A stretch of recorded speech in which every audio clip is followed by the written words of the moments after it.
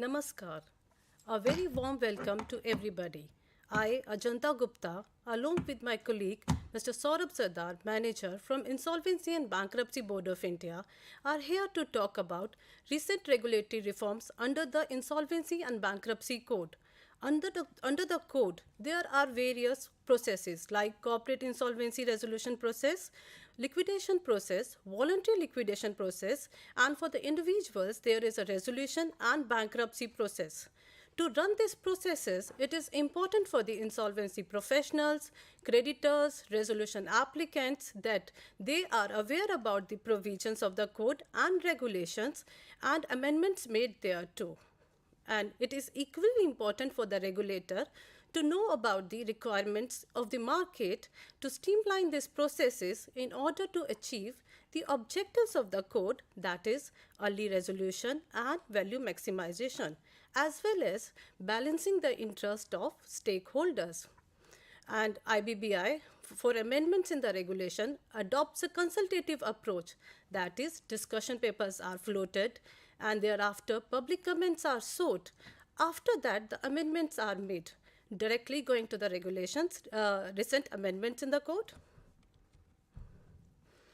In June 2022, amendments were made in the Information Utility Regulations, wherein it was provided that any creditor who wants to initiate the CRP applications like financial creditor under Section 7 or operational creditor under Section 9 has to file a information of default with the IU, that is information utility.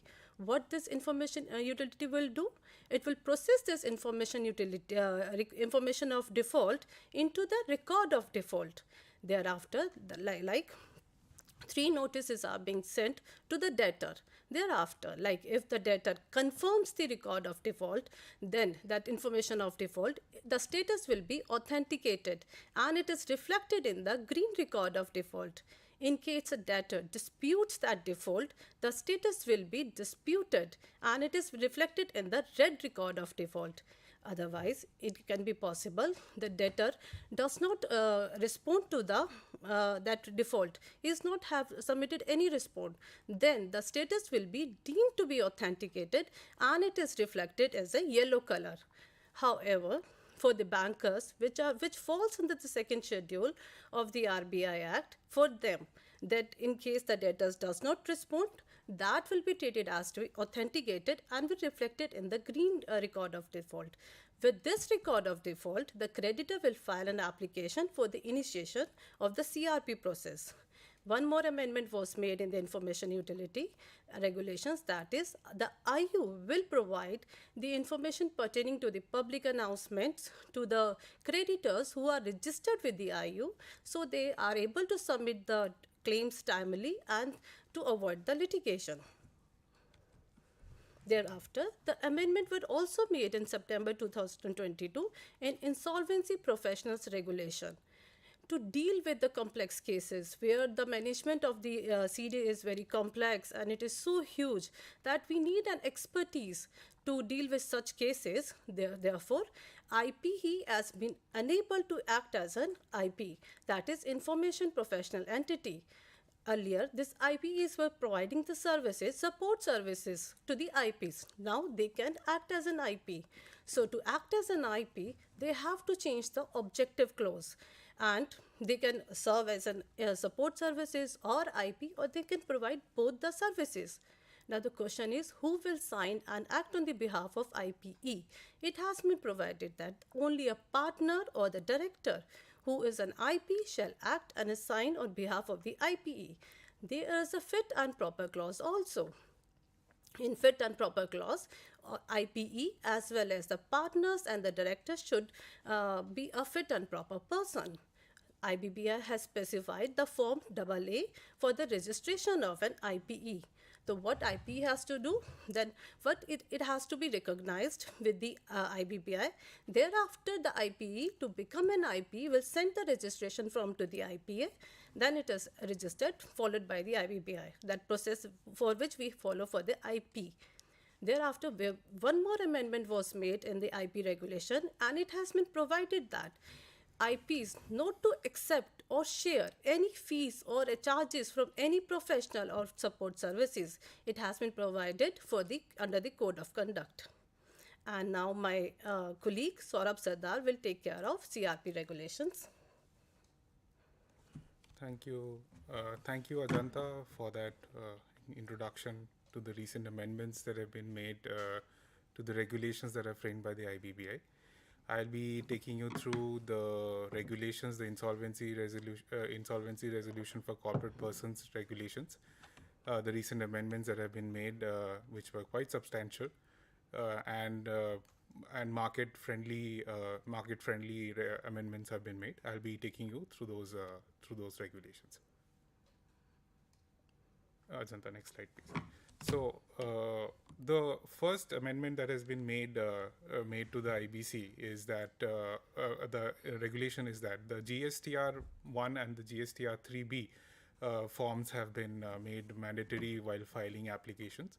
So this has been done because a lot of times we have seen that in applications, OCs, the operational creditors, find it difficult to prove their default or the debt owed to them, wherein these forms that have been filed on a monthly basis, these forms could serve that purpose, where operational creditors would be able to use these forms to prove their debt that the corporate debtor owes to them.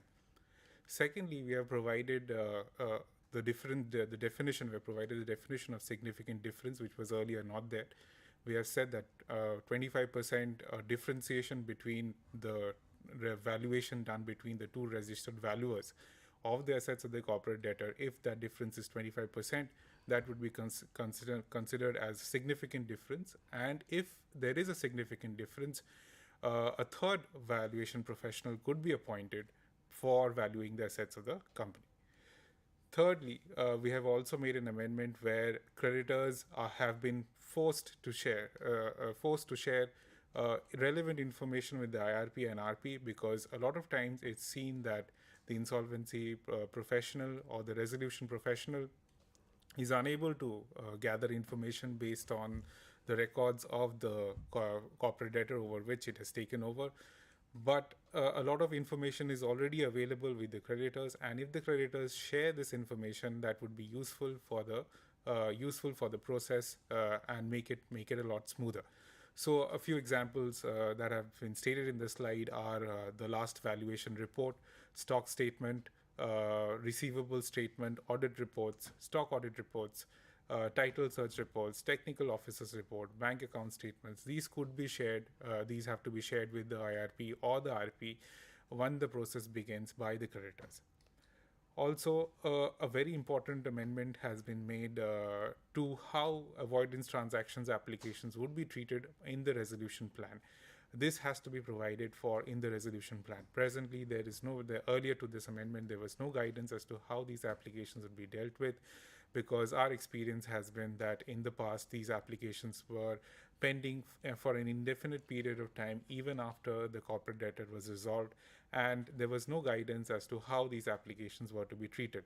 So by this amendment, we have made it very clear that the resolution plan itself must provide for how these transactions have to be dealt with. And secondly, the manner of distribution of the proceeds that come from these avoidance transactions would also be decided in the resolution plan. So this avoidance transactions are basically a way of clawing back lost value that the company had lost because of various reasons, because of related party transactions, because of bad corporate governance practices that were going on before the company went into the insolvency process. So coming to the next slide. Here we have made it very attractive for insolvency professionals to act as IRP or RP, because we have set a minimum fee as to how much has to be paid to the IRP or RP. So if the claim value is less than or equal to 50 crores, in that case, a minimum fee of 1 lakh per month has to be paid.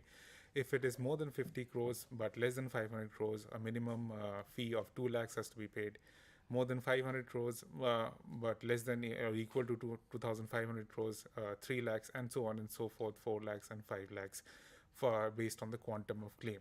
So this has been done basically to ensure that the process is a lot faster and smoother, because a lot of time, valuable time is wasted in negotiating fees between the resolution professional and the creditors of the corporate debtor.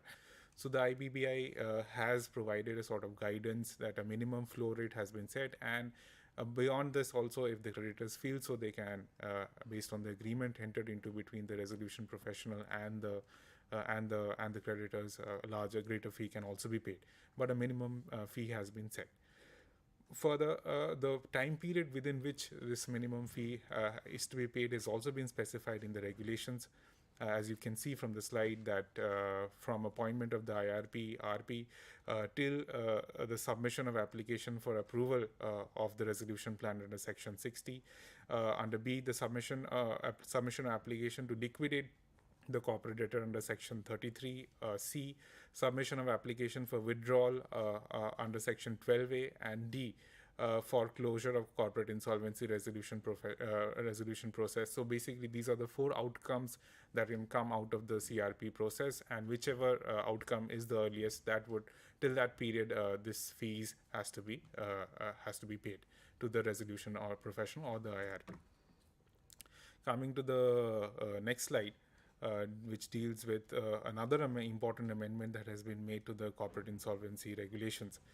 First is a performance-linked pay. So this has been an important amendment to basically ensure that the resolution professionals are motivated to go for a resolution, go for timely resolution. So the first part is that for time period within which that resolution process is carried out. So if it is less than or equal to 165 days, then 1% of the resolution realizable value has to be paid to the resolution professional as fees.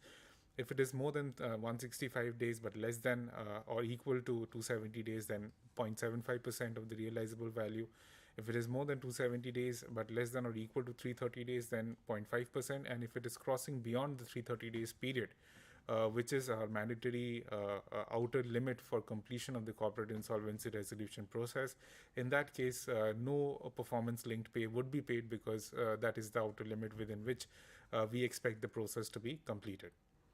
Secondly, we've also provided a provision for performance-related pay in case the recovery from the process is more than the liquidation value of the company, that the creditors were able to recover more.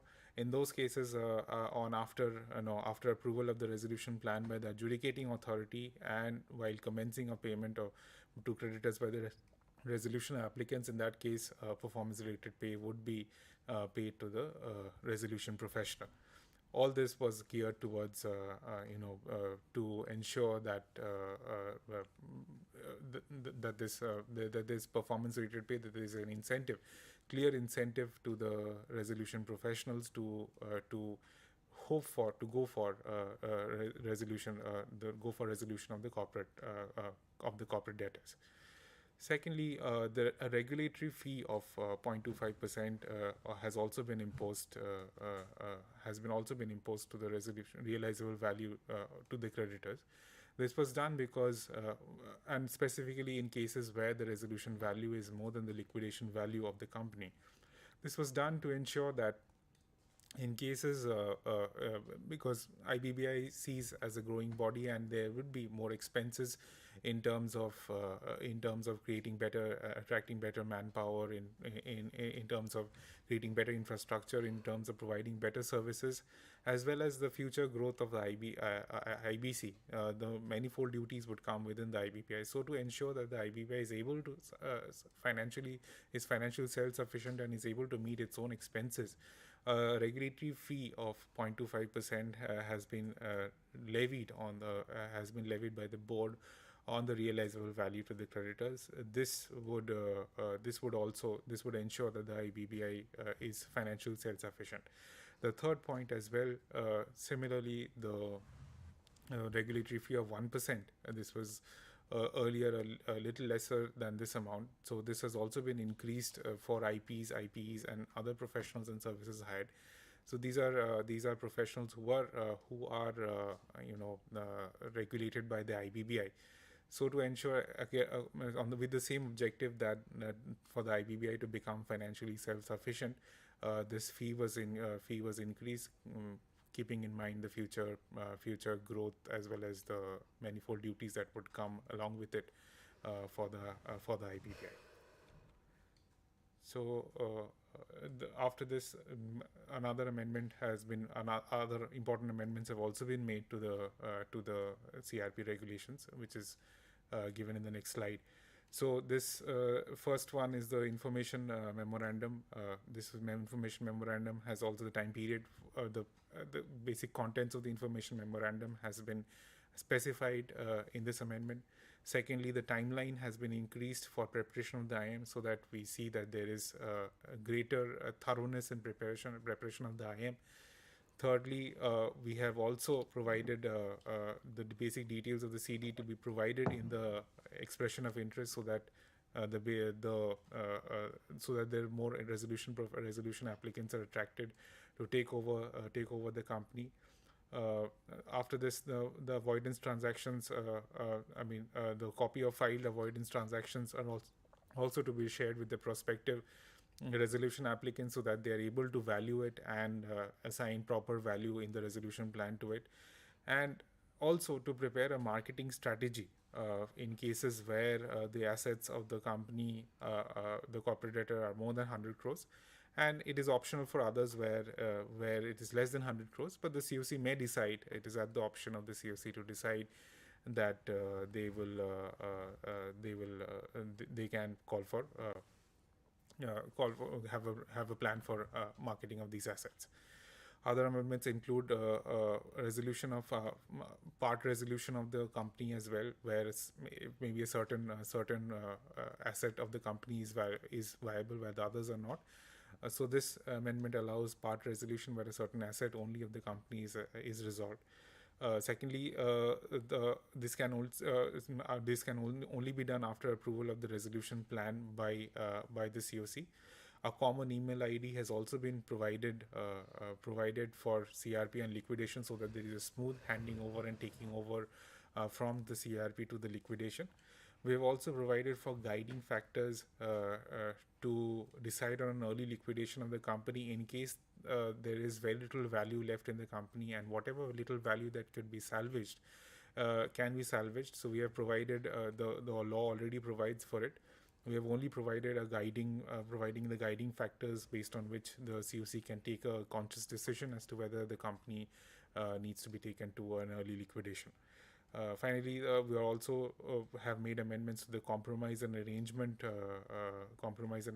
provisions as well, where we say that right after the COC has resolved to liquidate the company and an application is pending before the adjudicating authority, during that period only, the COC may explore options for compromise and arrangement, where any entity is willing to take over the assets of the company even after resolution has failed and the COC decides to liquidate the company.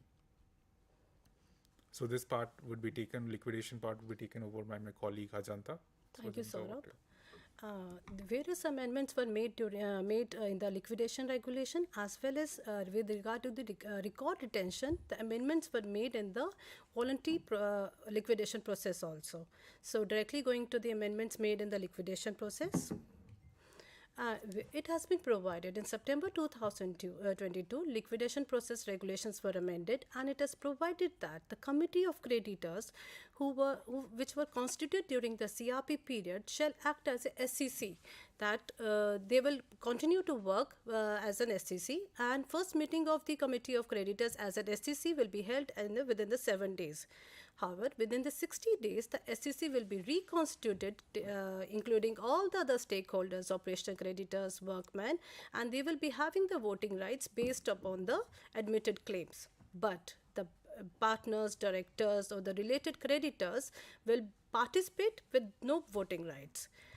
Additionally, the scope of the SEC has been enlarged. Earlier, it was provided that they will be advising on the matters related to sale or the professional's remuneration. Now, they have been included for the guiding the avoidance transaction, fees of the liquidator, replacement of the liquidator, valuation, and etc. In avoidance transaction, as similar in the CRP process, the SEC will provide the manner to continue the avoidance transaction after the closure of the liquidation process. Thereafter, if it will also provide that how the proceeds will be distributed from such proceedings.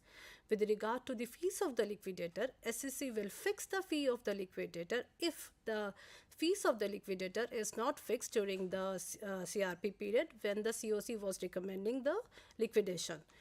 Additionally, the replacement of the liquidator has also been provided. The COC may recommend to replace the liquidator with 66% of voting, and after that they have to file an application with the adjudicating authority. Now, how the advice of the SEC will work, it has been provided with the 66% of voting and the manner of voting and the conduct of meeting. We have adopted the regulation 18 to 26 CRP regulations for the manner and the conduct of the meeting. Importantly, if the liquidator is acting not as per the advice of the SEC, now the liquidator has to record the reasons and submit to the adjudicating authority as well as to the board within the 5 days. Amendments were also made in the compromise and arrangement. The tenure has been decreased 90 days to 30 days. Since the liquidator is pursuing this compromise and arrangement during the application file for the liquidation order, as recommended by the COC, the time has been decreased. Copy of the progress report, which will be providing to the AA, now will be provided to the board also, along with the minutes of the shareholders committee meeting. Preparation of the asset memorandum. In case there is a valuation of during the CRP period and it has been considered, the asset memorandum shall be prepared in the 30 days. In other cases, it will be a 75 days, like where there is no valuation or the fresh valuation is required. Further, this asset memorandum will now be shared with the stakeholders consultation committee as well as with the board. Submission of the claim. This is important here. In case the creditors has not submitted their claim during the liquidation period, but they have submitted the claim during the CRP period, that claim shall be considered by the liquidator and he will verify these claims also along with the claims which are submitted during the liquidation period. Additionally, consent form has been provided specified by the board to act as a liquidator. There has been timelines for the auction. Now the auction has to be within the 45 days in case if there is no compromise on arrangement. It has been also provided that the CD as a going concern in the auction sale will be only for the one time.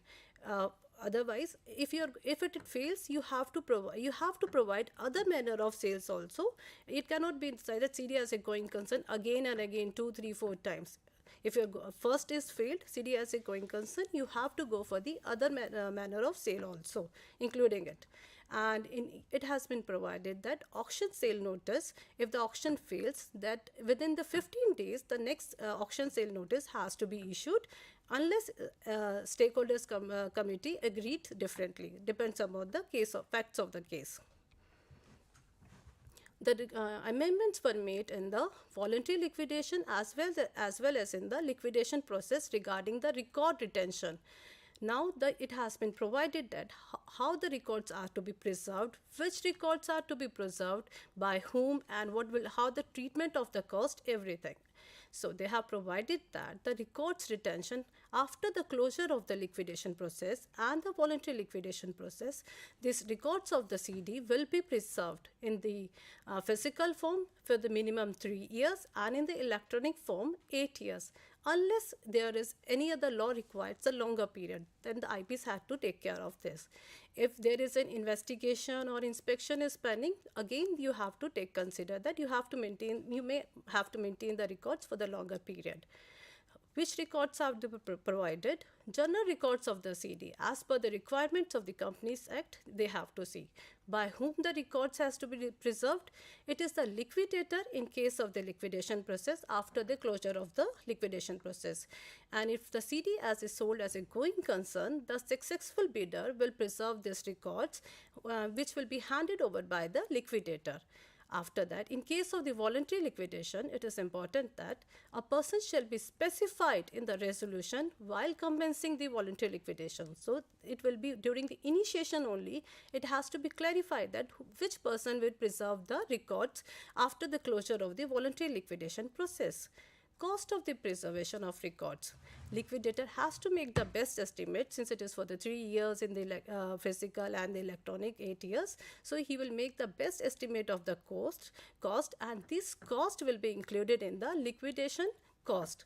But for the voluntary liquidation, this cost shall be borne by the corporate person itself. And liquidator can also use the IU services for preservation of records on payment of certain fees. In case of the replacement of the liquidator, the new liquidator shall preserve all the records of the CD which has been provided. Now, indicative list of the records have been provided for the guidance of the liquidator, and however, there can be additional documents which depends upon the facts of the case. So these were the amendments made in the CRP regulations, liquidation, IU and IP regulations. I would like to mention that there is a comprehensive PPT on the IBBI What's New section with regard to CRP regulations and the liquidation regulations. Stakeholders can view the same. With this, we conclude our session, and thank you so much. Dhanyavad.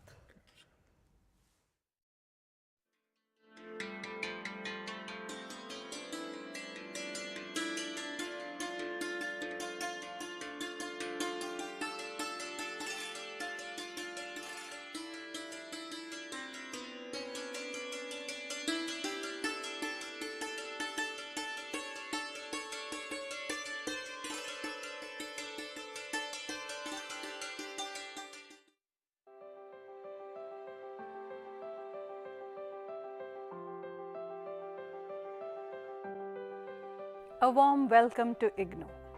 If you're creative, if you can write well, and if you can visualize, mass communication is the correct career option for you.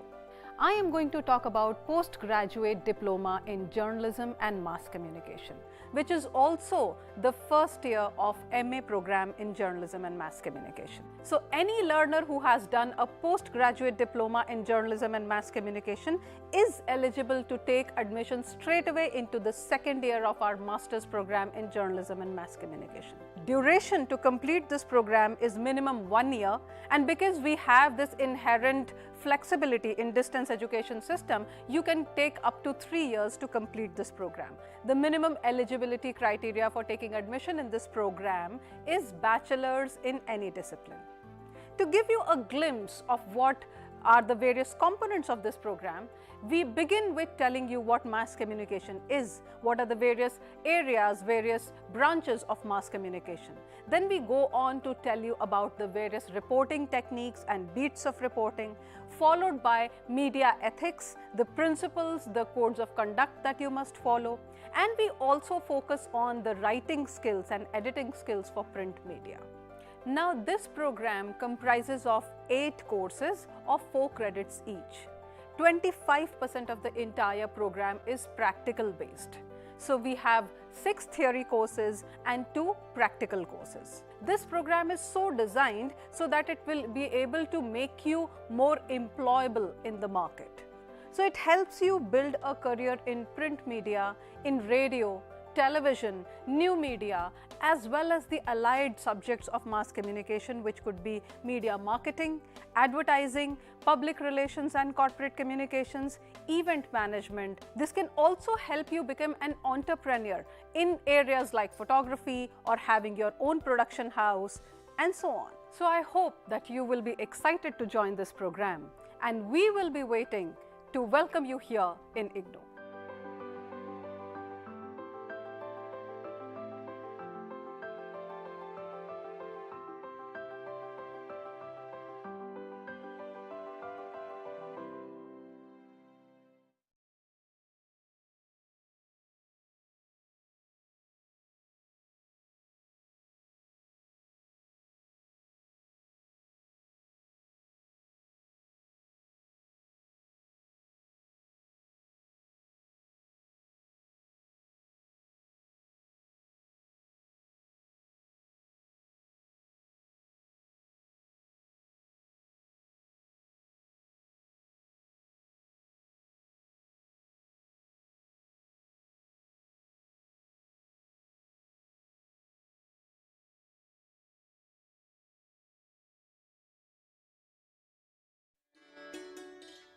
Dear learners, welcome to IGNOU. You're going to lead with a difference. So, how do you lead with the difference? The unique attributes of the university system through which you're going to go for the management program or any other program is the multiple entry and exit. It provides flexible learning where a learner can learn at its own will and at its own pace. It offers multimodal approaches like we have MBA, the normal through the distance learning mode and through online mode. So it has a multimodal approach. It has face-to-face counseling. It offers web counseling also. It provides continuous evaluation to enhance the skills of the learners through assignments, and it provides the opportunity for the learners to appear for the exams twice a year through term end examination system. It gives interactive satellite-aided communication network through teleconferencing, and it also gives the radio counseling also. When we talk about School of Management Studies, it was the first school and it had the pioneer program of Diploma in Management. Till date, it has been offering around 14 programs in management and 13 programs in commerce disciplines. The school has international presence as well, as it provides the programs in specific Asian and African countries across the globe. Now talking about Master of Business Administration. What are the objectives? What are the learning objectives of this Master of Business Administration? What are the unique features of this Master of Business Administration which IGNOU is offering? First of all, it revitalizes and accelerates the pace of your professional development. And how can it do it? Through this program, which is one of its kind and it has been built through the insights and knowledge of faculty and experts. The content aids in new ways of thinking. It provides exciting new opportunities, new approaches of learning. It has contemporary courses ranging from business communications to human resource management, marketing management, financial management, operations management, all sorts of courses which are required in the present times for the industry, and as per the demands of the industry, all the courses have been included in this particular program. It is a uniquely designed program for both the fresh graduates as well as the working professionals, and it is offered pan-India and also in select countries internationally. Let us see the program at a glance. The program name is MBA, and the eligibility criteria for this program is bachelor's degree, minimum of 3 years duration with at least 50% marks and 45% marks in case of the reserved category. The duration of the program is minimum 2 years and maximum 4 years, and the program fee per semester is 15,500. The structure of the program, the total credits of the program, the total credits are 116 because there is one project course which is equivalent to 2 courses. So it comes out to be 29 courses. Otherwise, Technically, it is 28 courses. So there are core courses, there are specializations, and there is one project work. So when we talk about the first semester, there are 7 core courses. In the second semester, we have again 7 courses. From the third semester, the specialization starts. In the third semester, you have 2 core courses, 4 specialization courses, and 1 course of project work which is equivalent to 2 courses.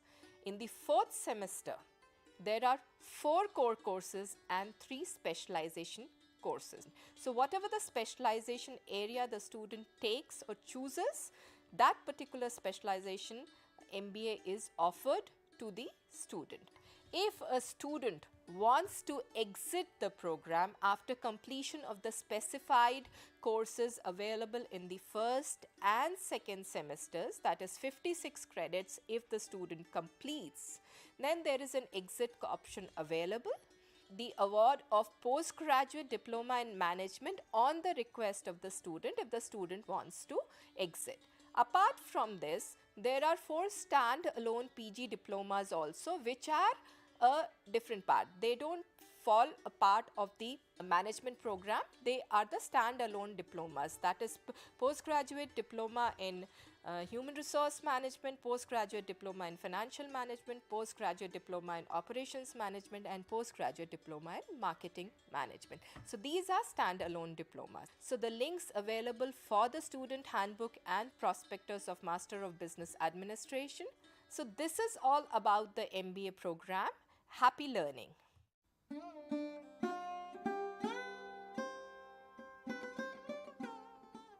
Dear learners, welcome to IGNOU. Here, we will take you towards the tour of School of Management Studies situated in IGNOU with its management program. You are going to lead with a difference.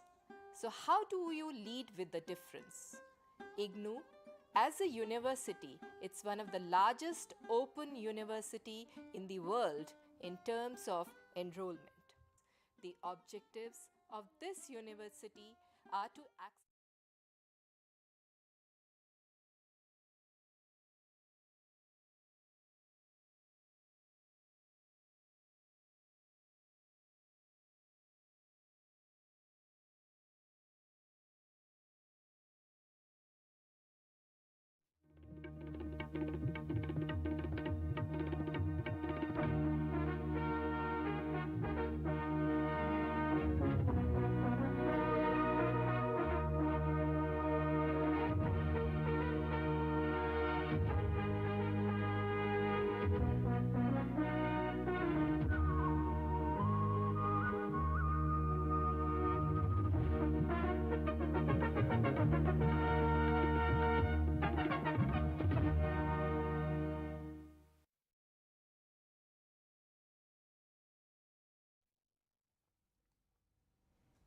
Namaskar.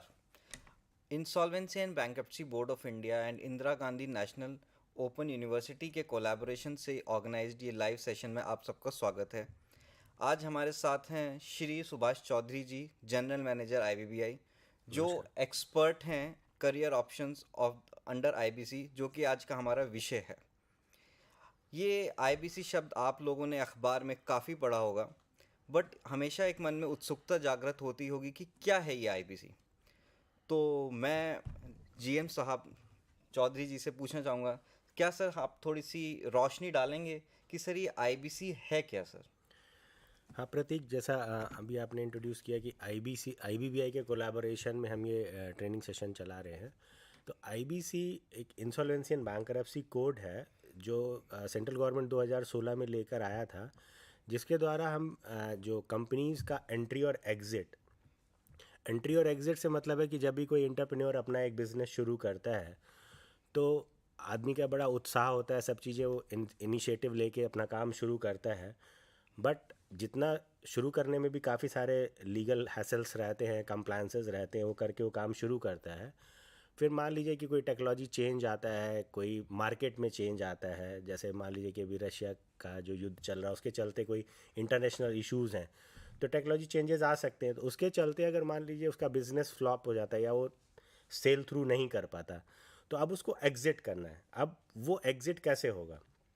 तो IBC ने उन सारे processes को आसान बनाया कि entry भी आसान और एग्जिट भी आसान, क्योंकि पहले जैसे आईबीसी नहीं आने से पहले कंपनी लॉ में होता था कि कंपनी का रेजोल्यूशन होगा, बाइफर में जाएंगे, फिर सालों साल उसमें मुकदमे चलते रहते थे कि कैसे लोगों के ड्यूज सेटल होंगे, क्या क्या कंप्लायंसेस करनी पड़ती थी। तो आईबीसी में सारे लॉज को कंपाइल करके एक जगह रखा गया कि अगर आपको कोई अपना बिजनेस बंद करना है या आपसे वो बिज़नेस नहीं चल रहा, आप चाहते हैं कि कोई और मैनेजमेंट उसको चलाए, या आप गो थ्रू नहीं कर पा रहे, सेल थ्रू नहीं कर पा रहे, तो दूसरा ऑर्गेनाइजेशन या दूसरा कोई एंटिटी कैसे चलाएगा। तो आईबीसी बेसिकली इसी सब का एक निचोड़ है। और आईबीसी ने ही एक नए तरीके के कैरियर ऑप्शन को जन्म दिया, जिनको हम इंसॉल्वेंसी प्रोफेशनल कहते हैं। जैसे आपने बहुत सारे जो professional CA, CS, ICWA, MBA, वो हम सारे लोगों ने सुने हुए हैं, बट इंसॉल्वेंसी प्रोफेशनल उसी कड़ी में एक नया नाम है। इंसॉल्वेंसी प्रोफेशनल्स बेसिकली आईबीसी के अंतर्गत आते हैं, जिनको आईबीबीआई रजिस्टर करता है। ये सारे बिजनेसेस को हम कैसे आगे प्रोसीड करें, या इंसॉल्वेंसी की प्रोसीडिंग्स कैसे कंट्रोल होंगी, कैसे मैनेज होंगी, ये सारा इंसॉल्वेंसी प्रोफेशनल्स ही देखते हैं। तो आईबीसी में इंसॉल्वेंसी प्रोफेशनल्स जो है वो आईबीसी को ही पूरा रन करते हैं। ये तो सर बड़ा सुनने में रोचक लग रहा है। तो ये जो आपने बताया इंसॉल्वेंसी प्रोफेशनल, तो ये आईबीसी के अंदर क्या क्या रोल अदा कर सकते हैं, किस तरह की क्या क्या एक्टिविटीज़ ये परफॉर्म कर सकते हैं सर? आप ऐसे समझिए कि एक इंसॉल्वेंसी प्रोफेशनल जो है वो एक तरीके से कंपनी का सीईओ या सीएमडी होता है। और फॉर द टाइम बीइंग जो है जब कोई ऑर्गेनाइजेशन डिस्ट्रेस में है, मतलब उसका बिजनेस रन नहीं कर पा रहा और उसने डिफ़ॉल्ट कर दिया। अब डिफ़ॉल्ट के सिचुएशन में है कि अब उससे ऑर्गेनाइजेशन चल भी नहीं पा रहा और वो बाहर भी नहीं निकल पा रहा। तो अब वो क्या करे? तो जो जैसे एनसीएलटी में जाती है, या जिसका जहाँ पे डिफ़ॉल्ट हुआ वो आदमी रिक्वेस्ट लगाता है कि भाई मेरा तो पैसा चाहिए, तो एनसीएलटी अपॉइंट करता है इंसॉल्वेंसी प्रोफेशनल्स को।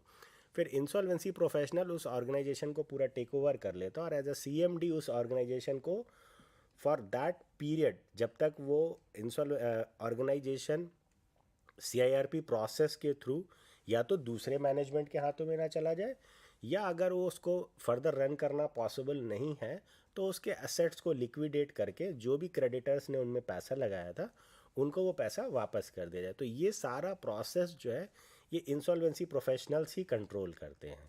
अच्छा सर, जो ऐसे हम शब्द पढ़ने को मिलते हैं हमें अखबारों में या सुनने को मिलते हैं न्यूज़ में, इंसॉल्वेंस, इंटरिम रेजोल्यूशन प्रोफेशनल, लिक्विडेटर, तो ये सब सर यही मुझे लग रहा हाँ, है बिल्कुल। आईपी ही होते हैं। ऑथराइज रिप्रेजेंटेटिव भी होम बायर्स के, कॉस्ट ऑफ क्रेडिटर्स के, तो ये सब रोल सर मुझे आपकी बातों से लग रहा है कि ये आईपी ही अपॉइंट करते हैं। हाँ बिल्कुल प्रतीक, आप सही समझ रहे हैं कि जैसे इंसॉल्वेंसी प्रोफेशनल्स ही अलग अलग लेवल पे अलग अलग रोल प्ले करते हैं। कि इनिशियल स्टेज पे उसी इंसॉल्वेंसी प्रोफेशनल को आईआरपी बोलते हैं, इंटरिम रेजोल्यूशन प्रोफेशनल। जब कमेटी ऑफ क्रेडिटर्स उसका अपॉइंटमेंट कंफर्म कर देते हैं तो वही रेजोल्यूशन प्रोफेशनल हो जाता है। और रेजोल्यूशन प्रोफेशनल जब कंटिन्यू करके अगर वो कोई एक सक्सेसफुल रेजोल्यूशन प्लान नहीं आ पाता और उसका को लिक्विडेट करना होता है, तो फिर वो एक तरीके से एज ए लिक्विडेटर भी काम करते हैं। तो ये एक इंसॉल्वेंसी प्रोफेशनल के ही अलग अलग अपने रोल्स हैं। काफ़ी ज़्यादा करियर, डाइवर्स और रोचक करियर लग रहा है इंसॉल्वेंसी प्रोफेशनल का। अब आइए जानने की कोशिश करते हैं कि ये आईपी सर बन कैसे सकते हैं। देखिए, आईपी चूँकि अब जैसे आप भी हमारे डिस्कशन से आपको आइडिया लग गया हो कि आईपी की जो जिम्मेदारी है बहुत ज़्यादा डाइवर्स है और अहम जिम्मेदारी और लग काफ़ी रही है। जिम्मेदारी अहम भी है। तो इसीलिए इसमें जो आईबीसी कोड के तहत जो क्वालिफिकेशंस बनाए गए हैं उसमें जो भी प्रोफेशनल्स हैं हमारे CA, CS, ICWA, MBS, advocate and normal graduates, they all can become IP. Oh, लेकिन इसके साथ एक कंडीशन है कि इनके साथ वर्क एक्सपीरियंस भी चाहिए। स्ट्रेट अच्छा। अवे कोई भी प्रोफेशनल आईपी नहीं बन सकता, उसको उसके लिए कम से कम 10 साल का वर्किंग एक्सपीरियंस चाहिए। ये तो ज़रूरी भी है सर इतनी अहम जिम्मेदारी निभाने के लिए। तो और मतलब उस लेवल का मैच्योरिटी होना चाहिए कि you can run the show, you can run an organisation, because आपको एक सीएमडी के तरह बिहेव करना है उस ऑर्गेनाइजेशन के लिए। कोई एग्ज़ाम भी पास करना पड़ता है क्या सर आईपी बनने के लिए? नहीं, इंसॉल्वेंसी प्रोफेशनल पर से बनने के लिए एक लिमिटेड इंसॉल्वेंसी का एग्ज़ाम अच्छा। होता है और आपने जैसे एक प्रोफेशनल क्वालिफिकेशन आपके पास है या मास्टर्स डिग्री है, उसके बाद आपने लिमिटेड इंसॉल्वेंसी का एग्ज़ाम आप पास करते हैं, 10 साल का आपको वर्क एक्सपीरियंस हो जाता है। फिर इसमें कंटिन्यूस आपको अपडेट भी अपने आप को करना पड़ता है, इंसॉल्वेंसी प्रोफेशनल एजेंसीज़ के साथ अपने आप को रजिस्टर करना पड़ता है, वो टाइम टू टाइम आपको ट्रेनिंग भी देते रहते हैं। तो इस तरीके से पूरा जो सेटअप है वो काम करता है। तो बड़ा अच्छा लग रहा है कि आप एक्सपीरियंस लोगों को ले रहे हैं, फिर एग्ज़ाम के थ्रू उनको नर्चर कर रहे हैं और ट्रेनिंग के थ्रू नर्चर कर रहे हैं, तो बड़ा अच्छा है। बट सर, ये 10 साल का एक्सपीरियंस मतलब सब लोगों के पास नहीं होता है, और हम किसी अनुभव की वजह से किसी एक बहुत स्मार्ट टेक्निकल बंदे को अगर हम ये मौका ना दे तो सर बड़ी ज़्यादती मुझे लग रही है। क्या कोई तरीका है कि हम बिना एक्सपीरियंस के इंसॉल्वेंसी प्रोफेशनल बन जाएं? नहीं, देखिए, ये काफ़ी जिम्मेदारी का काम है, तो बहुत कोई शॉर्टकट तो नहीं हो सकता। लेकिन अभी रिसेंटली 2019 में गवर्नमेंट ने एक कोर्स इंट्रोड्यूस किया है जिसे ग्रेजुएट इंसॉल्वेंसी प्रोग्राम कहते हैं। नाम इसका ग्रेजुएट इंसॉल्वेंसी प्रोग्राम ज़रूर है, GIP शॉर्ट में, बट लेकिन इसमें पोस्ट ग्रेजुएट ही सकते हैं। तो इसके लिए एक एंट्रेंस एग्ज़ाम दे के आप, जो लोग ने पोस्ट ग्रेजुएशन या professional qualification CA, CS, ICW, lawyer and MBA, ये उस एग्ज़ाम को क्वालिफाई करके डायरेक्ट GIP कोर्स में एडमिशन ले सकते हैं। उस GIP कोर्स में आपका 1 साल आपका एक तरीके से क्लासरूम स्टडी और 1 साल आपको वर्क स्टडी मिलती है। तो ये 2 साल का कोर्स करने के बाद फिर आपको 10 साल के एक्सपीरियंस का रिक्वायरमेंट नहीं है। तो एक तरीके से वो 10 साल का जो गैप है वो आप ब्रिज कर लेते हो इन 2 ईयर्स में, तो आप 8 ईयर्स यू कैन सेव। बड़ा अच्छा लग रहा है सर कि बिना एक्सपीरियंस के हम IP बन जाएंगे ट्रेनिंग के बाद। नहीं, ऐसा आपको लगता है कि लेकिन आप ये देखिए कि जो GIP में आप जब जा रहे हैं तो आपने अपनी formal education up to post graduation या अप टू प्रोफेशनल लेवल आपने करी हुई है। एक प्रोफेशनल लेवल क्वालिफिकेशन अर्न करने के लिए आप देखिए कि आप CA, CS, ICW कहीं भी करते हैं तो आपकी 18 महीने से लेकर 24 महीने तक की इंटर्नशिप है, उसमें आपको काफ़ी सारा इंडस्ट्री एक्सपोजर होता है। फिर उस प्रोफेशनल क्वालिफिकेशन को करने के बाद फिर आप एक एंट्रेंस देते हैं, तब आपको GIP में एडमिशन मिलता है। एंड अगेन GIP में भी आपका 1 साल का कोर्स वर्क है, फिर उसके बाद आपको प्रैक्टिकल ट्रेनिंग मिल रही है। तो लग रहा है कि थोड़ा सा कम है, बट आपको काफ़ी सारा एक्सपोजर मिलता है सो दैट कि आप एक इंडस्ट्री को, एक ऑर्गेनाइजेशन को आप रन कर सकें, क्योंकि वो मैच्योरिटी लेवल भी चाहिए और आपको हर फील्ड का आइडिया भी चाहिए। तो सर, अभी ये GIP जो कोर्स है ये इंडिया में कहाँ कहाँ हो रहा है? थोड़ा जानकारी दे सकते हैं? GIP जब शुरू हुआ था तो Indian institute of corporate affairs में शुरू हुआ था 2019 में। अभी उनके 2 बैचेस पास आउट भी हो गए और उनका काफ़ी अच्छा प्लेसमेंट भी हुआ है, जैसा उन्होंने बताया 100% प्लेसमेंट हुआ अरे उनके वाह, ये तो कैडेट। बहुत बढ़िया बात है। और रिसेंटली अभी इसको NLU भोपाल ने भी शुरू किया है, तो अभी तो सिर्फ 2 जगह ही चल रहा है ये।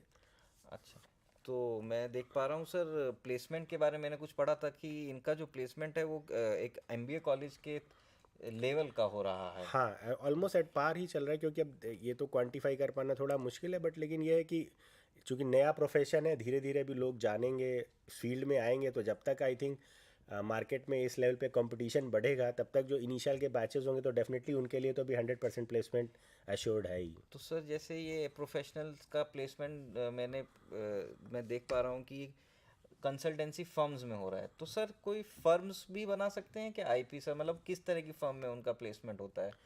कोई एंटिटी होती है सर? बेसिकली इसमें है क्या कि जैसे इंसॉल्वेंसी प्रोफेशनल्स जो होते हैं, जैसे हम लोग ने अभी डिस्कस किया, जो IBC के अंदर में जो काम करते हैं, उनको असिस्ट और हेल्प करने के लिए इंसॉल्वेंसी प्रोफेशनल एजेंसीज होती हैं। तो insolvency professional agencies basically group of insolvency professionals ही है, जो इंसॉल्वेंसी प्रोफेशनल को असिस्ट करती हैं to manage the show, to run the organisation. तो जो इंसॉल्वेंसी प्रोफेशनल्स हैं वो IPA का पार्ट हो सकते हैं, उनको असिस्ट करने में। फिर खुद भी एज एन इंसॉल्वेंसी प्रोफेशनल काम कर सकते हैं, या उन फर्म में रह के उनको असिस्ट कर सकते हैं, या अपनी एजेंसीज भी बना सकते हैं। इस तरीके से अपनी कंसल्टेंसी करके अपनी सेवाएं दे सकते हैं। अच्छा, तो मैं ये एंटिटी बनाने के लिए सर कुछ बेसिक रिक्वायरमेंट है, मतलब ये किस रोल में हो सकते ये हैं? बेसिकली जैसे कंपनीज हैं, पार्टनरशिप फार्म है, लिमिटेड लायबिलिटी पार्टनरशिप फार्म्स हैं, LLPs हैं, और इनका मिनिमम टर्नओवर 1 करोड़ होना चाहिए, और जो मोर देन 50% पार्टनर्स जो है वो IPs ही होने चाहिए, then you can make that firm. सभी IP हों सर? मैं अभी पढ़ रहा था पिछले हफ्ते न्यूज़पेपर में कि अब ये जो IPE हैं, जो एंटिटी हमें इंसॉल्वेंसी प्रोफेशनल एंटिटी, ये अब खुद भी IP का हाँ, ये अभी रोल अदा कर अभी सकती हैं। रिसेंटली चेंज ही आया है कि पहले क्या था कि इंसॉल्वेंसी प्रोफेशनल एंटिटीज़ आईपीज को सिर्फ असिस्ट करते थे। अभी ये गवर्नमेंट ने अमेंड किया कि ना आईपीईज जो है वो आईपी का भी काम कर सकते हैं। तो अभी insurance professional entities directly as an IP भी काम कर सकते हैं। तो अभी ये रिसेंट चेंज आया है। सर समझ में आ रहा है, इतनी बड़ी इंसॉल्वेंसी और टेक्निकल इंसॉल्वेंसी हो रही है तो उसको लिए प्रोफेशनल एक्सपर्टाइज काफ़ी लेवल पर मिल जाएगी, तो एंटिटी का रोल काफ़ी अहम हो जाएगा आने वाले समय में। बिल्कुल बिल्कुल। बहुत बहुत धन्यवाद सर। अब एक और प्रोफेशन, कोई और प्रोफेशन भी सर है क्या सर इस आईबीसी रिजीम में? आईबीसी रिजीम में इंश्योरेंसी प्रोफेशनल की तरीके से एक रजिस्टर्ड वैल्यूअर्स का भी एक रजिस्ट्रेशन होता है। रजिस्टर्ड वैल्यूअर्स बेसिकली क्या है कि जो भी आपका एसेट है, अगर आप देखेंगे तो पूरा इस एंट्री और एग्जिट वाली, जब आप एंट्री करते हैं तो आप वेरियस टाइप के एसेट्स बिल्टअप करते हैं। जैसे किसी इंडस्ट्री को शुरू करने के लिए लैंड, लेबर, मशीन, यही आपको चाहिए, लैंड, लेबर, कैपिटल। तो अब लैंड, लेबर, कैपिटल जब आप जब आप गए थे तब उसकी जो कॉस्ट है या जो उसका वैल्यूएशन है वो डिफरेंट है, और जब आप एग्जिट के टाइम आ रहे होंगे तो डिफरेंट होगा। आपके हिसाब से हो सकता है कि वो बहुत कीमती हो, बट मार्केट में उसकी क्या पोजीशन है, वो किस लेवल पे जाएगा, या उससे कितनी वैल्यू हम फेच कर सकते हैं। अगर हम आपके एसेट को लिक्विडेट करें तो अल्टीमेटली हमें क्या मिलेगा। तो इसलिए रजिस्टर्ड वैल्यूअर्स भी हम रजिस्टर करते हैं आईबीबीआई में। रजिस्टर्ड वैल्यूअर जो है, जैसे एसेट, अगर क्लासिफिकेशन हम करें एसेट का, तो हम एसेट्स को तीन तरीकों उसमें बांट सकते हैं। तो एक तो हमारा हो गया मशीन्स, एक हो गया लैंड, और एक हो गया हमारा फाइनेंशियल एसेट्स। तो इन तीन तरीक़ों के एसेट्स के लिए तीन तरीके के वैल्यूअर्स रजिस्टर्ड होते हैं और उनकी अलग अलग क्वालिफिकेशन रिक्वायरमेंट होती। तो ये वैल्यूअर्स बेसिकली एसेट्स को वैल्यू करते हैं दोनों प्रोसेस में। जब हम सीआईआरपी का प्रोसेस कर रहे होते हैं, क्योंकि सीआईआरपी के प्रोसेस को अगर आप समझेंगे तो शॉर्ट में अगर बताएं तो सीआईआरपी प्रोसेस में एक जब ऑर्गेनाइजेशन या एक एंटिटी जब सीआईआरपी के प्रोसेस में गई, उसने डिफ़ॉल्ट करा, अब कॉर्पोरेट इंसॉल्वेंसी रेजोल्यूशन का प्रोसेस चल रहा है, तो दूसरे व्यक्ति को जब उस ऑर्गेनाइजेशन को टेक ओवर करना है या खरीदना है, तो अल्टीमेटली उसको पता होना चाहिए ना कि ये एसेट की वैल्यूएशन क्या है जिसको मैं खरीदने जा रहा हूँ, क्या कैपिटल एसेट है, क्या इससे मेरे को रेवेन्यू जनरेट होगा। तो उस समय वैल्यूएशन होता है और हर एक चीज़ के लिए दो वैल्यूअर होते हैं, ताकि एक ऑब्जेक्टिव असेसमेंट रहे, सब्जेक्टिविटी ना आए, क्योंकि कई बार हम अपने सब्जेक्टिविटी असेसमेंट से हम बायस्ड हो सकते हैं। तो हर लेवल पे दो लोग ही दो असेसमेंट होते हैं।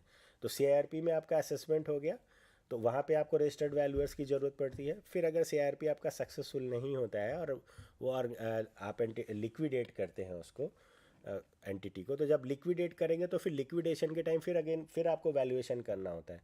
कई बार इस तरीके के प्रश्न उठते हैं कि आपने पहले तो वैल्यूएशन करा लिया था, आप फिर आज क्यों वैल्यूएशन करा रहे हैं। तो अगर आप देखोगे तो एसेट की value day by day decrease ही हो रही होती है। अगर एक बिल्डिंग आप खड़ी करके अगर आप एक साल उसको मेंटेन ना करो, तो एक साल पहले जो उसकी वैल्यू थी और एक साल जो बाद में उसकी वैल्यू होगी, उसमें ज़मीन आसमान का फ़र्क होगा। तो सीआईआरपी के टाइम के वैल्यूएशन और लिक्विडेशन के टाइम के वैल्यूएशन में ज़मीन आसमान का फ़र्क आ सकता है। तो इसलिए हर लेवल पे जब भी जो प्रोसेस होता है उससे रिलेटेड वैल्यूएशन होता है, और आईबीसी में हम रजिस्टर्ड वैल्यूअर्स को हम रजिस्टर करते हैं। तो ये जो वैल्यूअर्स हमारे रजिस्ट्रेशन इनका हमारे पास होता है, यही ऑथराइज होते हैं आईबीसी के अंतर्गत वैल्यूएशन करने के लिए। ये सर आपने ज़रूरी जानकारी दी, उसके लिए बहुत बहुत धन्यवाद। ये इसमें मैंने एक जगह पढ़ा कि जो वैल्यूअर्स होते हैं ये कंपनी के वैल्यूएशन रूल्स हैं, कंपनीज एक्ट के वैल्यूएशन रूल, उसके तहत ये वैल्यूएशन होता है। और इसके मिनिस्ट्री ऑफ कॉर्पोरेट अफेयर्स ने आईबीबीआई को अथॉरिटी बनाया हुआ है। तो उसके बाद आईबीबीआई के पास ये पावर आ गई है ताकि वो वैल्यूअर्स को रजिस्टर कर सके और मॉनिटर कर सके। तो उसके बाद ही हम ये वैल्यू बैग हैं। और उसके कंपनीज एक्ट में ये भी लिखा है कि जो रजिस्टर्ड वैल्यूअर्स हैं, जो भी वैल्यूएशन उस एक्ट में होगा वो ये रजिस्टर्ड वैल्यूअर्स ही करेंगे। और इसी प्रकार से आईबीसी में, जैसे सर आपने बोला कि रजिस्टर्ड वैल्यूअर्स कर सकेंगे, तो लग रहा है कि मैंडेटरली रजिस्टर्ड वैल्यूअर्स के करियर का स्कोप काफ़ी अच्छा है। हाँ प्रतीक, इसमें है क्या कि जैसे आईपीस के साथ इंसॉल्वेंसी प्रोफेशनल एंटिटीज़ थी, तो वैसे ही रजिस्टर्ड वैल्यूअर्स की हेल्प करने के लिए रजिस्टर्ड वैल्यूअर एंटिटीज़ भी होती हैं। तो इसमें भी आपके लिए और कैरियर अपॉर्चुनिटीज़ और फ्यूचर है कि अब जैसे तीन तरीके का वैल्यूएशन होना है, मशीनरी का होना है, लैंड एंड बिल्डिंग्स का होना है, फाइनेंशियल एसेट्स का होना है। तो तीन तरीके के वैल्यूएशन होने हैं। तो अगर आपने रजिस्टर्ड वैल्यूअर एंटिटी बनाई जहाँ पे आपके पास 3 अलग अलग कैटेगरी के स्पेशलाइजेशंस के वैल्यूअर अवेलेबल है, तो आपकी एक एंटिटी ही उस पूरे काम को ले सकती है, क्योंकि एसेट्स तो तीनों तरीके के हर एक ऑर्गेनाइजेशन में मिलेंगे ही मिलेंगे।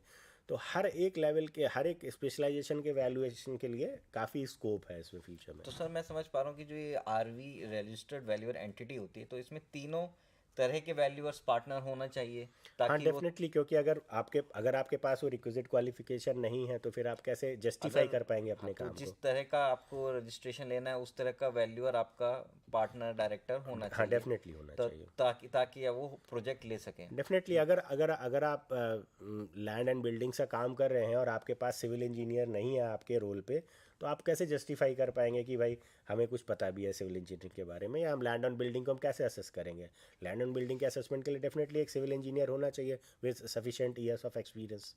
बिल्कुल सर। तो ऐसा और नज़र आ रहा है कि रजिस्टर्ड वैल्यूअर की जो अहमियत है वो आईबीसी और कंपनीज एक्ट के बाहर भी बढ़ती जा रही है।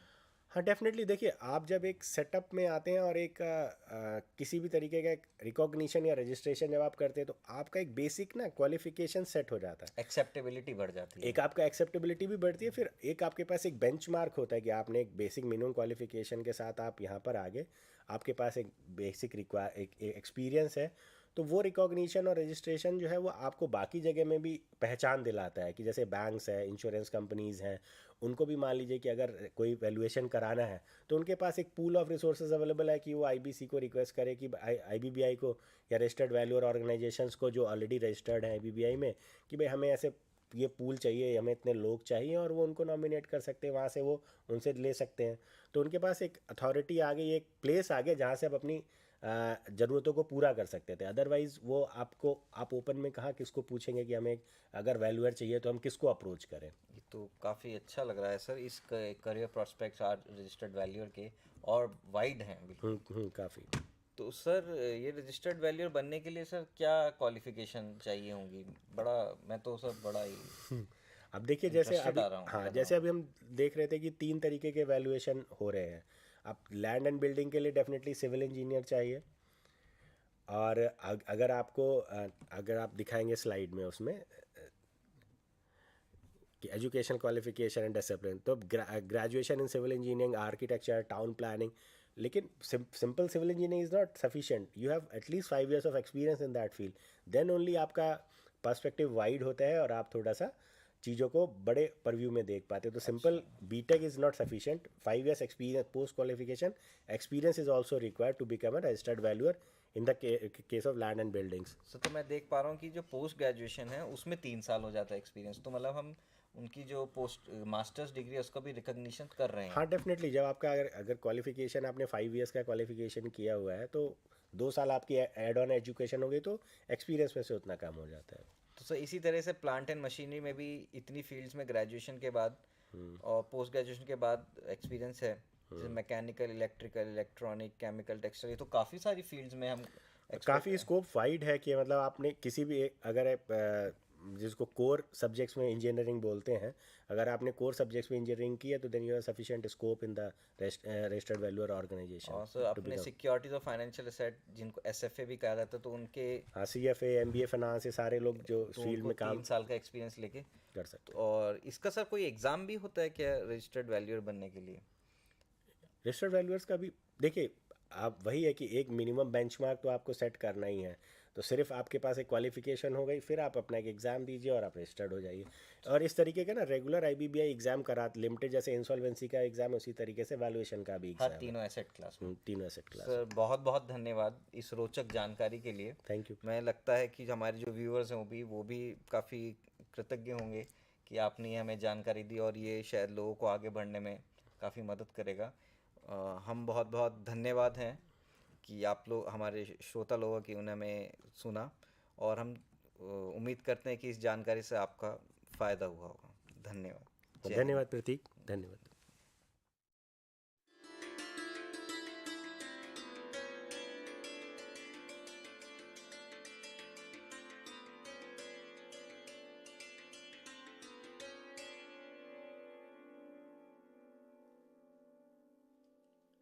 भैरवी करे भैरवी हाँ Bhairavi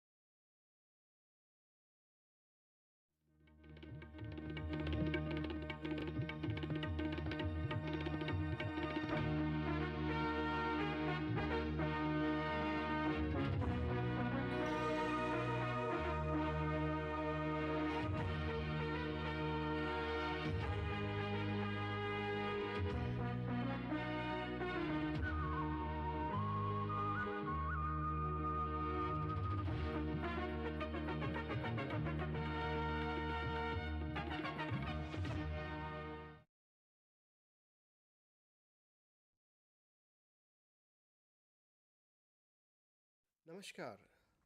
I am Dr. V. Venkatramanan, Faculty, School of Interdisciplinary and Transdisciplinary Studies. Welcome you all for today's session on nature-based solution for climate change mitigation and adaptation.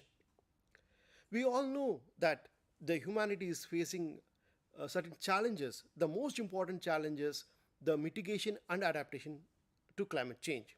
The second important challenge that is faced by the humanity is the loss of biodiversity. A third important challenge is definitely related with the human well-being, human quality, and human existence as well. So these three are very important challenges that we are facing in this present century. To how to cope up with this thing, how to address these challenges, it's a big question. So we need to address these challenges by having an interdependent approach. When I say interdependent approach, whatever we are doing it, the approach should have a certain co-benefits. Okay.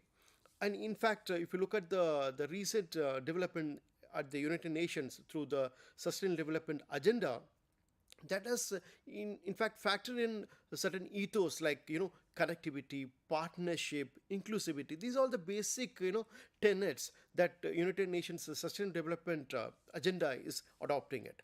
This if you look at the United Nations Sustainable Development Goal and the agenda, the approaches for adopted by the United Nations, it emphasizes interdependency.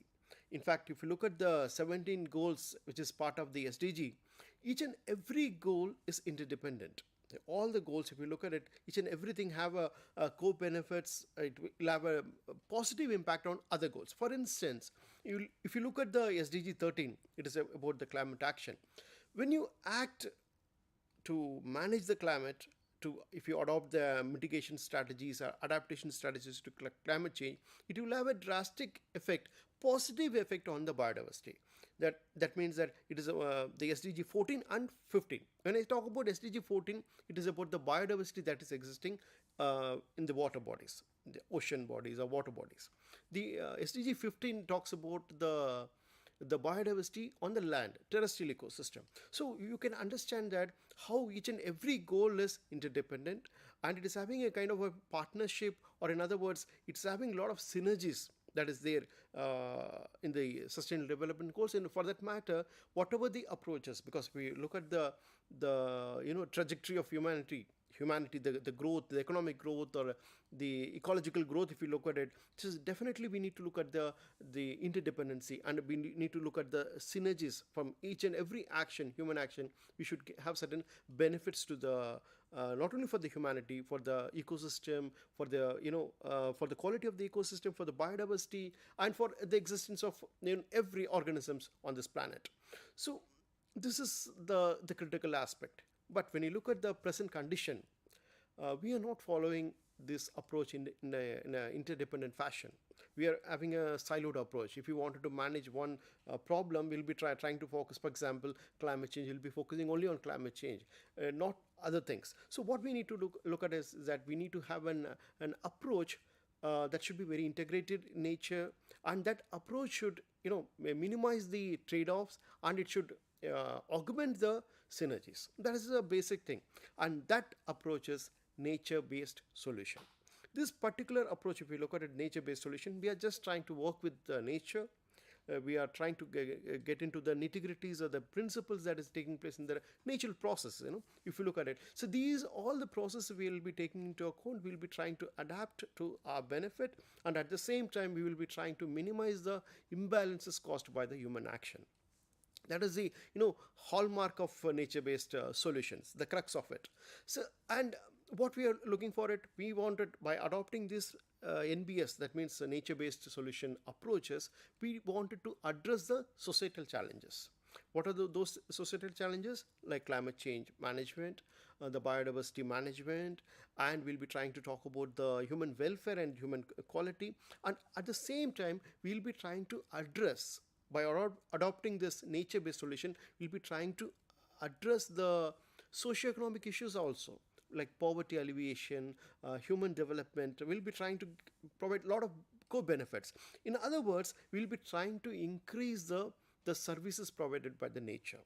Because, of course, nature provides a lot of services, but by adopting this nature-based solutions, so we'll be trying to increase the ecosystem services. That is the basic the premise of this concept, nature-based solution.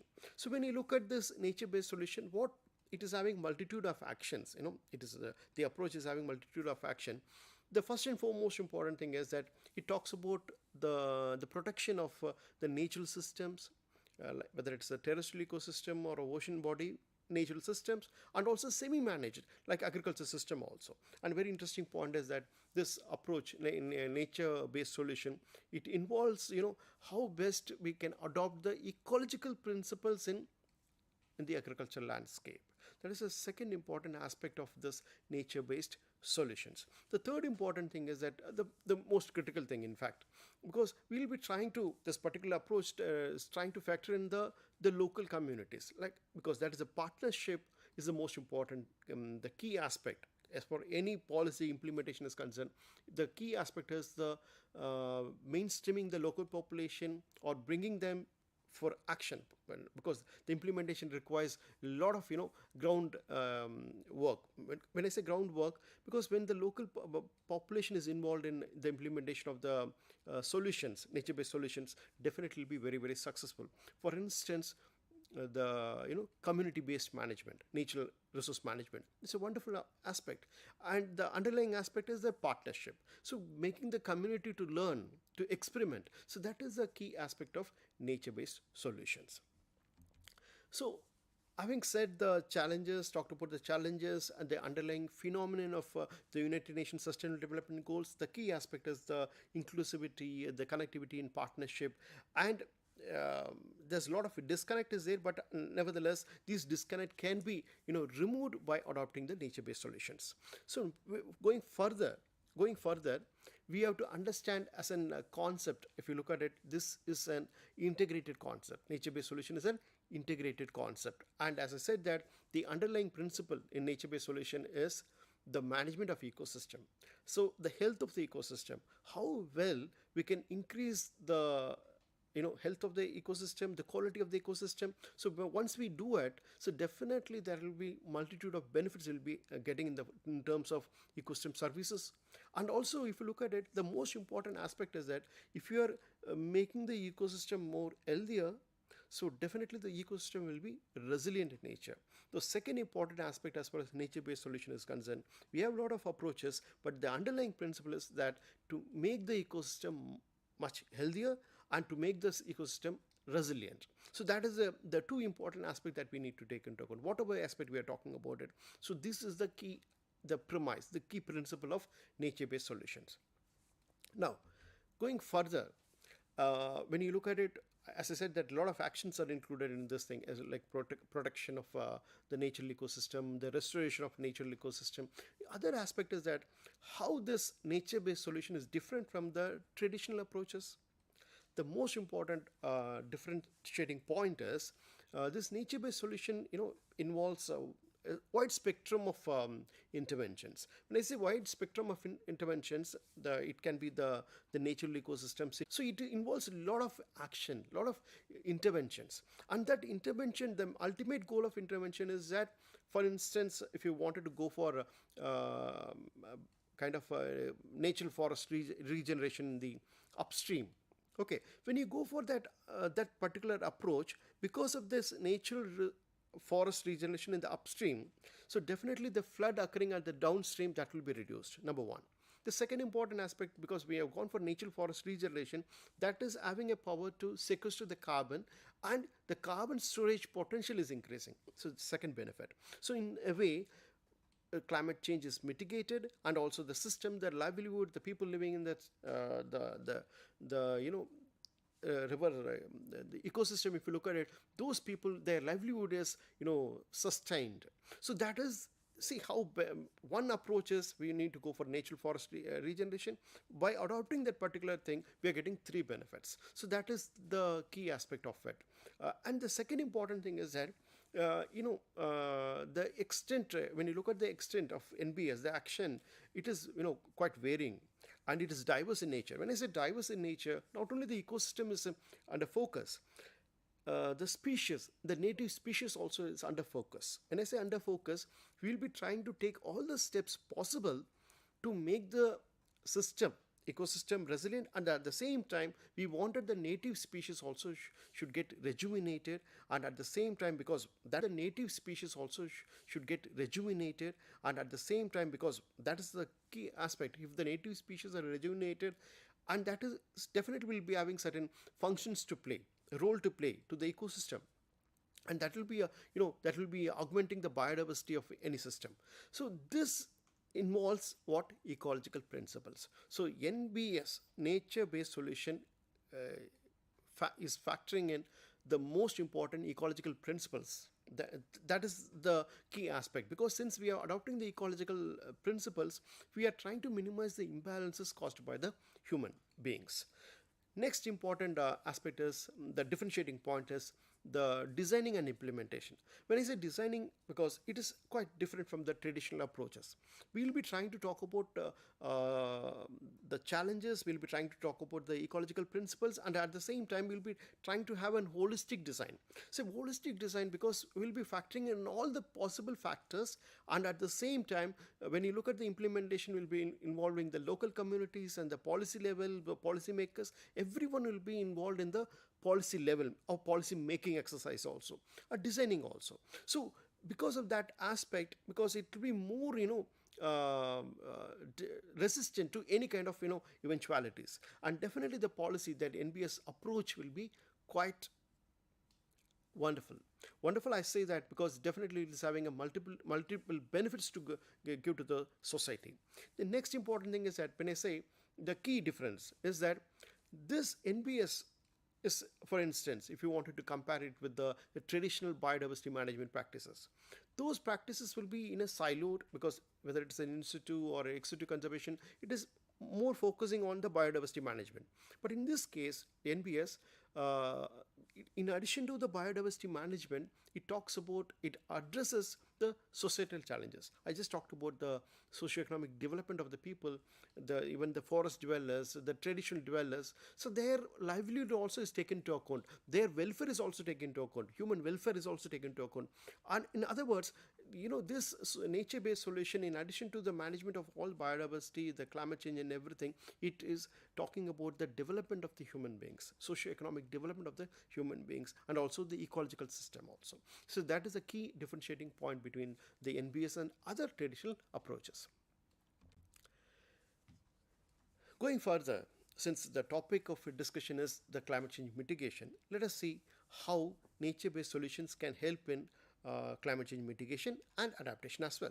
So when you look at the climate change as an issue, when you look at the recent reports of Intergovernmental Panel on Climate Change, it talks about the gravity of the situation. When I say gravity of the situation, last century we have seen the temperature, surface air temperatures increased to 1 degree centigrade, and what we through all the developments in the present century, whether it's the Paris Agreement or the United Nations Sustainable Development Goals also, so we try to take all the steps possible to keep the increase in surface temperature below 2 degrees centigrade, and it is a Himalayan task. Nevertheless, we need to take all the steps possible, and one important step is nature-based solution, because it's having a lot of potential to play. Because these reports, the recent reports, talks about how we can mitigate it and which sector is having potential. The report categorically states that the land use mitigation methods, it's a critical thing. When I say critical thing, it is having a lot of potential. If you take any steps in whether it's a carbon sequestration, or whether if you wanted to bring in a positive change to the land use, so that will have a positive effect on climate change management. So the key aspect is land use mitigation strategy. The second important thing is the economy we are talking about, that should be decarbonized. So the economy, when it is decarbonized, we are trying to minimize the carbon emissions and move towards a kind of era which is carbon neutral. When I say carbon neutral, definitely whatever the emission is there, it has been sequestered, and kind of a neutrality that is there. The economy, that is the key aspect. Each and every country is focusing on that carbon neutrality. When the period that whether we will be achieving in 2070 or 2050, that will be different. Nevertheless, the path is to achieve carbon neutrality. So these two are the key strategies in climate change management vis-a-vis the nature-based solutions. Now, when you talk about the land use, the critical thing, we can understand very well that the agriculture, forestry, and other land use as a sector, if you look at it during the period between 2007 and 2016, this has contributed to 23% of the greenhouse gas emissions from the human action. So 23% is a huge amount, that, when you, in terms of the yearly data, if you look at it, if you calculate it, it comes around 12 gigatons of carbon dioxide equivalent per year. Just an annual data. It is to, look at it, the sector, agriculture, forestry, and other land use itself is contributing so much, or it emits a lot of greenhouse gas emissions. 23% is a very huge amount. This particular, if you look at the 12 gigatons of carbon dioxide equivalent, when you look at dissect it or decompose it further, you will be coming to know that the deforestation, one activity, deforestation alone is contributing 5.2 gigatons of carbon dioxide equivalent per year. Deforestation alone is contributing so much. So if we avoid deforestation, you can understand that what benefits we'll be getting it. So when you avoid deforestation, definitely we'll be in a position to reduce the greenhouse gas emissions, and at the same time we will be in a position to safeguard the rich biodiversity or the biological organism that is existing in the tropical environment. Particularly this deforestation is a known exercise practice in the tropical environment, whether it's the Amazon forest or the African environment. In tropical environment, it is more common. Deforestation is more common. So by avoiding deforestation, we can achieve this much particular goal. So that is the aspect of, a very interesting aspect, because once we avoid deforestation, we'll be getting it, the benefits, the greenhouse gas emissions savings, lot of savings, and also the biodiversity. And not only that thing, so we'll be in a position to, get the knowledge, indigenous knowledge, or even the benefits we'll be getting from the, forest dwellers, the organisms, because each and every organism has a role to play. We don't know the services. It can be the medicinal value, because if you look at it, almost 2 billion people are dependent on the traditional medicine. When I say traditional medicine, they are dependent on this nature-based medicines, natural remedies for their human needs. Now, what is the approach? I've just talked about the land use mitigation strategy is a very key important aspect. So having said this thing, so we need to focus on the terrestrial ecosystem. If you wanted to go for carbon sequestration, we need to focus on the terrestrial ecosystem. It can be the forest, it can be the wetlands. So going further, so when I'm talking about the forest, I'm talking about the increasing the green cover on the land surface. And when you talk about the wetlands, I'm talking about the aquatic water bodies. We'll be trying to protect the wetlands or restore the wetlands, because the wetland it's also having a lot of power to sequester the carbon from the atmosphere. So when you talk about the forest, it's a tricky aspect, because we can increase the forest cover by going for monoculture, or even by going for the low diversity plantation also. But we can increase the forest cover. By increasing the forest cover through this particular practice like monocropping or low density plantation, we can harvest more of carbon from the atmosphere. But at the same time, when you look at the dynamics, the carbon in the soil ecosystem, the dynamics, the carbon storage, in other words, that is most vulnerable. When I say it's most vulnerable, definitely this monoculture based practice will be sequestering more of carbon. But when you look at the carbon storage on the long-term basis, if you look at it, it is very, very less, because these monoculture, the plants are more vulnerable to the changes, whether it's the climate change or the changes in the pest and disease dynamics or any kind of new abiotic stresses. So we need to focus on this aspect when you wanted to take any measure, particularly on forest. The second important aspect, as far as the increasing the green cover or forest cover is concerned, is that we should not take away the local land rights. That is a key thing. Whatever the measures we are doing it, we need to take care of the local people, That is the key thing. We should not take away the local land rights. That is the second important aspect that we need to take into account.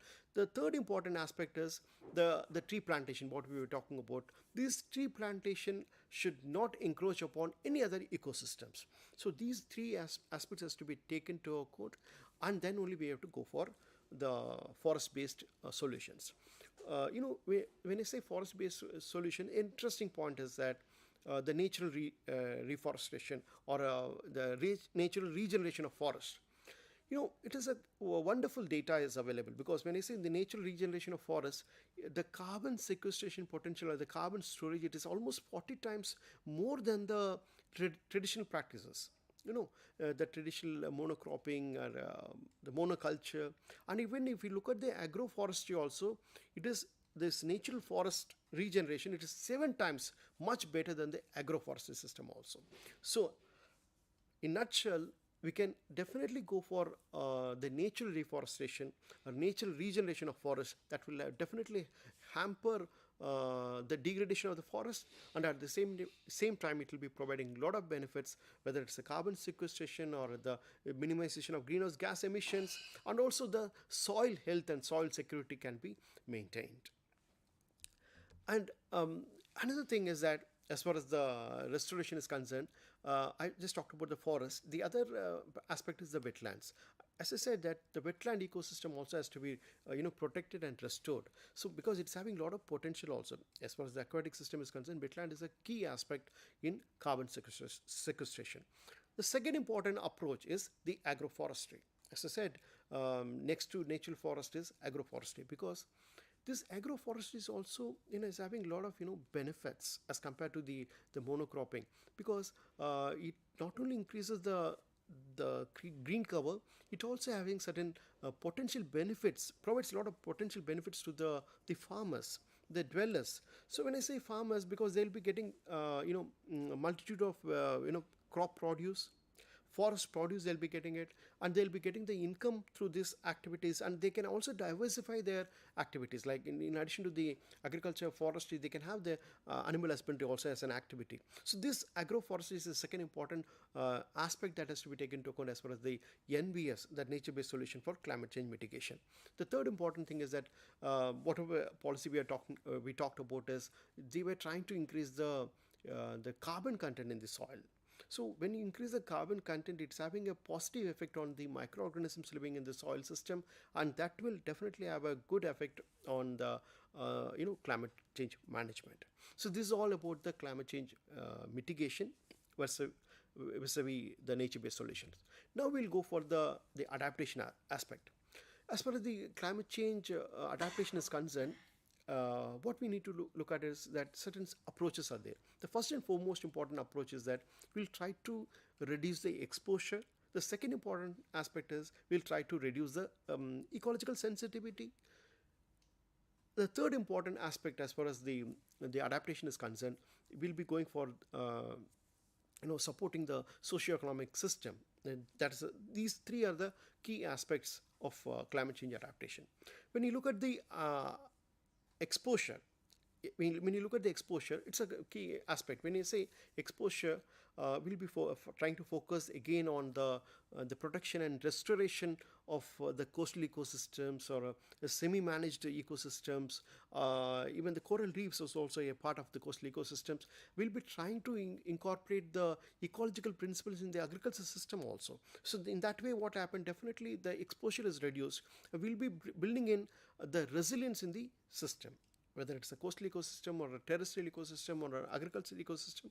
So these are the three important aspects or the examples of reducing exposure. The second important thing, as I said, is that reducing the ecological sensitivity. See, it provides, when you reduce the ecological sensitivity, the farmers or the people, their buffering capacity is increasing. So when we increase the buffering capacity, definitely they'll be in a position to manage the climate shocks. So that is the key aspect that we need to take into account. The third important thing is that definitely the socio-economic adaptive capacities we have to, that is the key aspect that we need to take into account, because when we focus the ecological systems and the economic system, so we'll be trying to build in kind of a resilience, and at the same time the social economic development is also taken into account. So to conclude, if you say the nature-based solution is the key aspect that we need to take into account for climate change management and climate change mitigation and adaptation. Thank you very much.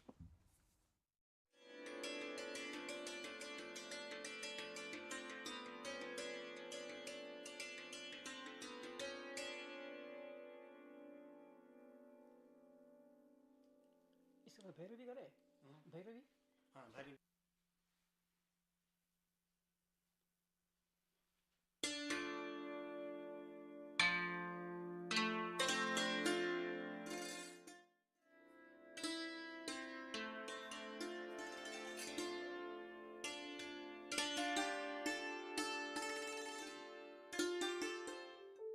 Do you wish to be part of a television studio like this, or any other media system, or already part of any media system, want to enhance a new set of skills?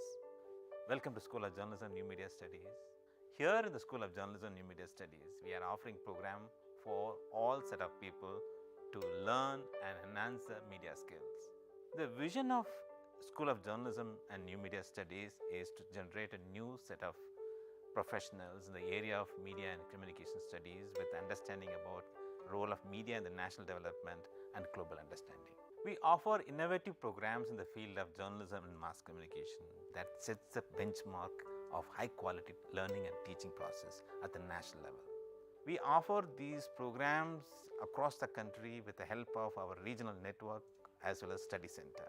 Same manner, many of our programs are offered through online mode with a sophisticated learning management system. SOGNMS offers programs from PhD in journalism and mass communication till certificate level. We have masters in journalism and mass communication. The eligibility is a bachelor's degree, and we are introducing this program in 3 languages: Hindi, Tamil and English. Students from national and international students can join either through online mode as well as in a distance mode. We have 4 postgraduate diploma programs, specialized areas in the field of development communication, digital media, electronic media and journalism and mass communication program. And all these 4 programs are available in distance mode. 2 programs are available in online mode, development communication and digital media. And we have specialized certificate program in community radio. IGNOU employs various media and communication tools for better teaching and learning process. School of Journalism and New Media Studies utilizes this media system for delivering all our programs. Come and join with us for exploring a new career and enhance your media skills.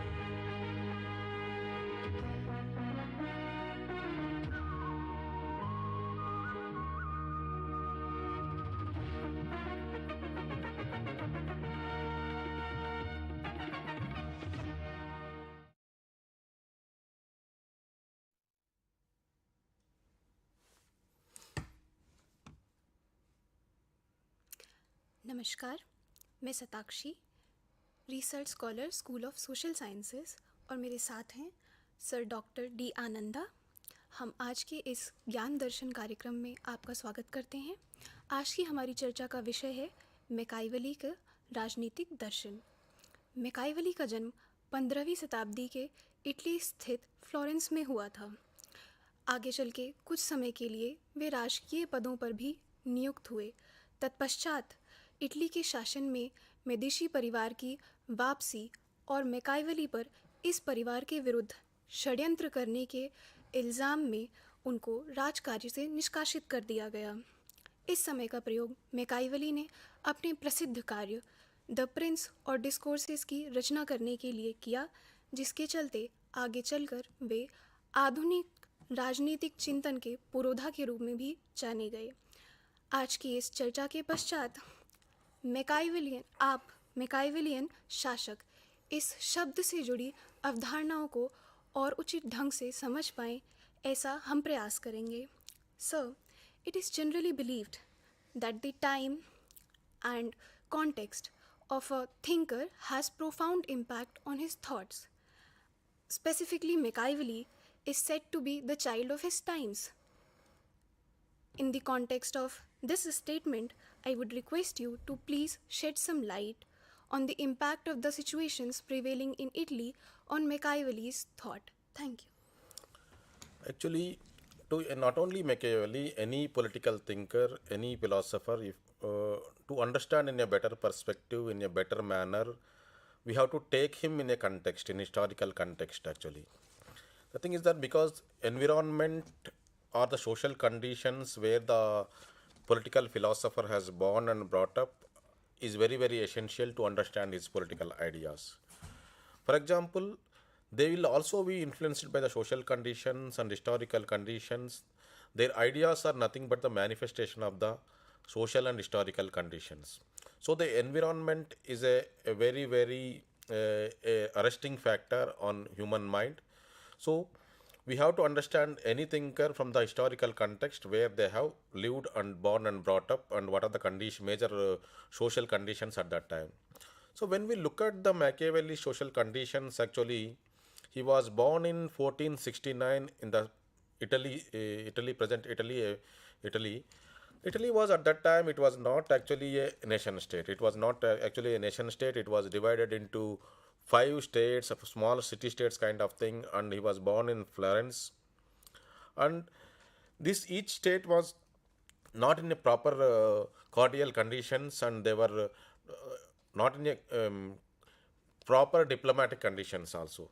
So in these circumstances, actually, the major concern of the Machiavelli is that unification of the Italy, and making the Italy a strong, and making this Italy peninsula as a single integrated unit. That is the major concern of the Machiavelli.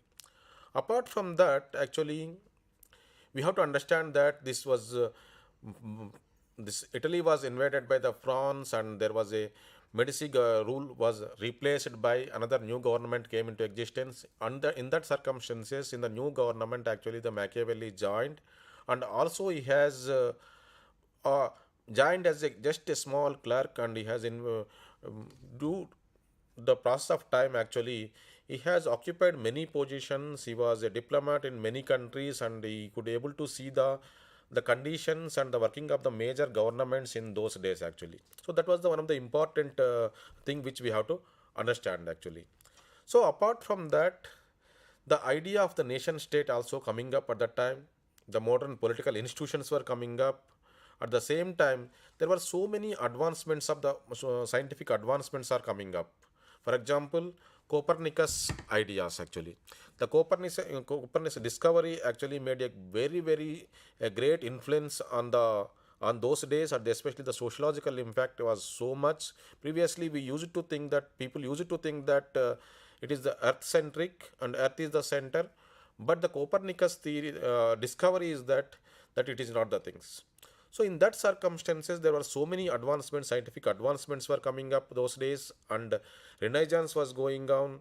At the same time, during the 1440, actually the John Gutenberg actually came up with the printing machine that has helped the actually the spread of the ideas, the scientific ideas, especially the Aristotle ideas and ideals to different parts. That printing mission, it is easy to spread that ideas and ideals because of this printing establishment. Then at the same time, one more important invention is that the gunpowder. Gunpowder invention is one of the important thing which we have to understand here. Because of this, actually, the rise of strong monarchies also taking place during that period. So in these circumstances, actually Machiavelli lived the things. At the same time, there was a kind of the Protestant Reformation also actually started. Previously, the ideas were there during his lifetime. At the end of his life, actually the Protestant Reformation also was taking place. So in these circumstances, the people also started thinking about more about the human centric. Actually, their ideas are started becoming the human centric than the eternal. So in these circumstances, we have to understand the Machiavelli. The Machiavelli ideas are nothing but the manifestation of the Renaissance. At the same time, the manifestation of these new ideas and the scientific advancements were coming up, and the secular ideas are coming up, these things. Because of all these influences make the Machiavelli as truly a child of his times. So these are all the things which we have to take into consideration when we are understanding, when we are studying the Machiavelli. These are the important things. Thank you, sir. That was a really comprehensive explanation. Sir, Machiavelli's view of human nature forms an important part of his lessons on statecraft and of his image as a realist thinker. I would request you to please shed some light on this as well. Before going to the Machiavelli's conception of the human nature, actually we have to look at his major works. Actually, in these works only we can even take the ideas from the on human nature also. The first one is the Prince. That is the one of the major important work. Actually, it is very small work. Actually, this was written to achieve some political power by the Machiavelli. Actually, so it was dedicated to Prince, actually Medici family ruler. So he has written it in the 1513, but it was not published in the 1513. Actually, after the death of Machiavelli, after 5 years of the death of Machiavelli, it has been published. So this is the major work where he talks about the lot of statecraft and other things. At the same time, the discourses which was published in the actually written in the 1520, this is another major work which we have to take into consideration, where we can take the Machiavellian ideas. At the same time, Art of War 1519 it was actually written. So these three are the major works. Apart from that, History of Florence also there. Then under this from these books, actually his method is nothing but an historical method. So in this historical method he uses, apart from that, actually Machiavelli basically, though he is a very realistic person, he used the realistic methods. At the same time, what he will do is that to argue his ideas, to give support to his conclusions, to give his support to his arguments, actually he takes the references from the history. That was the major method of the Machiavelli. Though this method is not a proper historical method, but he uses history very strongly in his very extensively in his writings. At the same time, in doing some kind of support to his argument. These are the major things which we have to understand. But when it comes to the human nature, actually the Machiavelli's human nature is very pessimistic in nature. He is very pessimistic about the humans, actually human nature. He is very dark and gloomy picture gives, like the Thomas Hobbes, contrast to the Thomas, actually he is fall into the lines of Thomas Hobbes, actually, like other philosophers, and he gives a very dark and gloomy picture about the human beings. So according to the this Machiavelli, human beings are self-centric and full of ego, aggressive, stupid, irrational, always love for wealth, at the same time always want more and more freedom. So they are always, basically they are very selfish in nature and self-centric in nature. Actually, this is the major things. So based on this prism of this human nature, actually entire Machiavellian political philosophy, actually the foundation of the Machiavellian political philosophy we will see from this human nature, actually. So because of this reason, actually he advises the prince, actually, because based on this human nature, actually these human beings are very selfish in nature. Men are very ungrateful in nature actually. They are very ungrateful and they are fickle minded, they are deceitful and cowardly and avaricious actually. So these are the words, very strong words used by the Machiavelli. At the same time, Machiavelli says that they are very, very selfish in nature and they can easily forget the murder of their father actually, but they cannot easily forget the loss of patrimony. So this is the very dark and gloomy nature of the human nature he has described in his philosophy, in political philosophy. So because of that actually, he talks about that this monarch always should be rather be feared than the loved. So this love at any point of time, love can faded actually, love can go away things, but the fear is the very strong thing. Through the fear only the monarch will be could able to control and could able to give a stable government, at the same time rule in a firm way, at the same time preserve the dominion actually, and also extend the dominion. For this purpose actually, monarch should be always rather be feared than the loved. Then at the same time, Machiavelli also talks about that these human beings altogether judge the things altogether by appearance. So this principle actually, they judge the things altogether appearance. So this accordingly the monarch has to be actually use this ideology actually. So at the same time, human beings never be good if they are behaving in a well manner, if they are behaving good, they are actually there should be some kind of motive or some necessity behind this good behavior. So that is the way he has portrays actually the things. So they will be praying for the endless desire, love for private property. So this way actually the human behavior and human nature was very dark and gloomy picture he gives at the same time. So for that purpose, he strongly advocates a strong kind of a strong republican government actually. So he want that actually the basic is conception, basic idea is that he wanted to the unification of the Italy, at the same time a strong Italy is the major concern of the Machiavelli at that time. So for that purpose, though he was born in a noble family, in a aristocratic family, by conviction is a republican actually. So he strongly advocates the republican form of government. So all his ideas, we have to all his political philosophy or whatever the political theories he has theorized actually. So all are basically based on the human nature. So this human nature is the prime and fundamental to understand the basic philosophy of the Machiavelli. So in this philosophy, he describes these human beings are very, very self-centric and ungrateful, at the same time fickle-minded, coward, and if they are behaving properly, there will be some kind of necessity, otherwise they won't behave, otherwise they are always cruel, wicked. These are the terms which was used by the Machiavelli to describe the human nature. This we have to be keep in mind to understand the Machiavelli in a proper manner. So, Machiavelli is famous, or we better say infamous, for his dictum that ends justify means.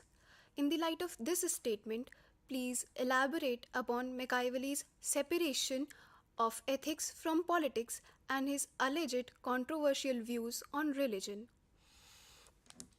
Actually, Machiavelli's, we have to understand the Machiavelli, he talks about ends justify the means.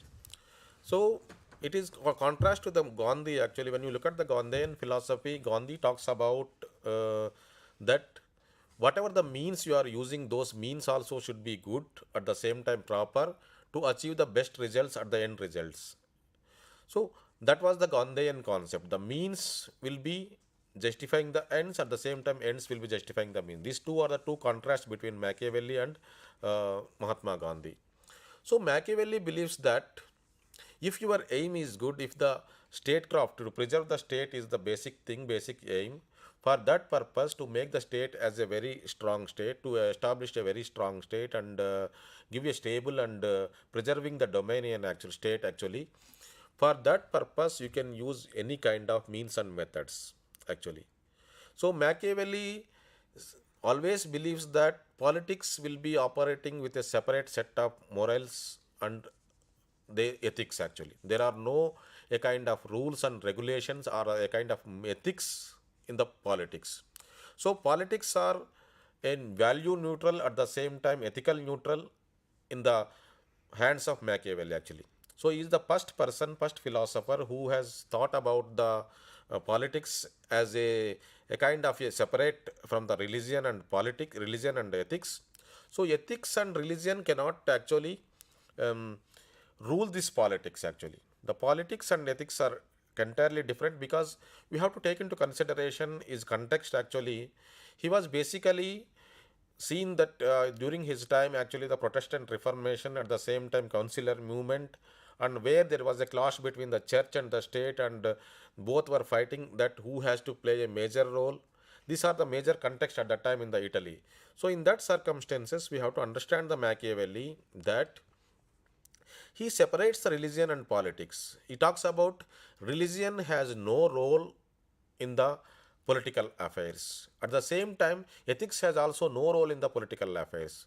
The prince or the monarch, actually the major aim of the prince or the monarch is nothing but it has to be actually is preserving the domain. At the same time, extension of the domain is the major important thing. Giving the stable and governance is the major important thing. For that purpose, he can follow any kind of principles, any kind of morality, or there is nothing. When there is a danger of the state, when there is a danger to the state, when there is some kind of problem to the state, prince or the monarch need not to see any kind of morality or what is ethics or what is not ethics, all these things. So the major concern is to give that proper rule, established proper monarchy, or that preserving the state. So these are the major things.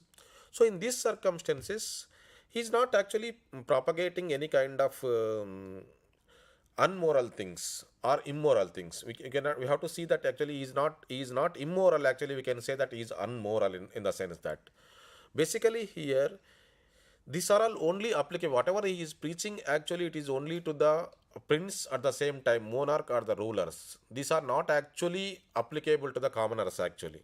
So basically things he is addressing the prince, wherever he is addressing that, these are to the prince actually, the things.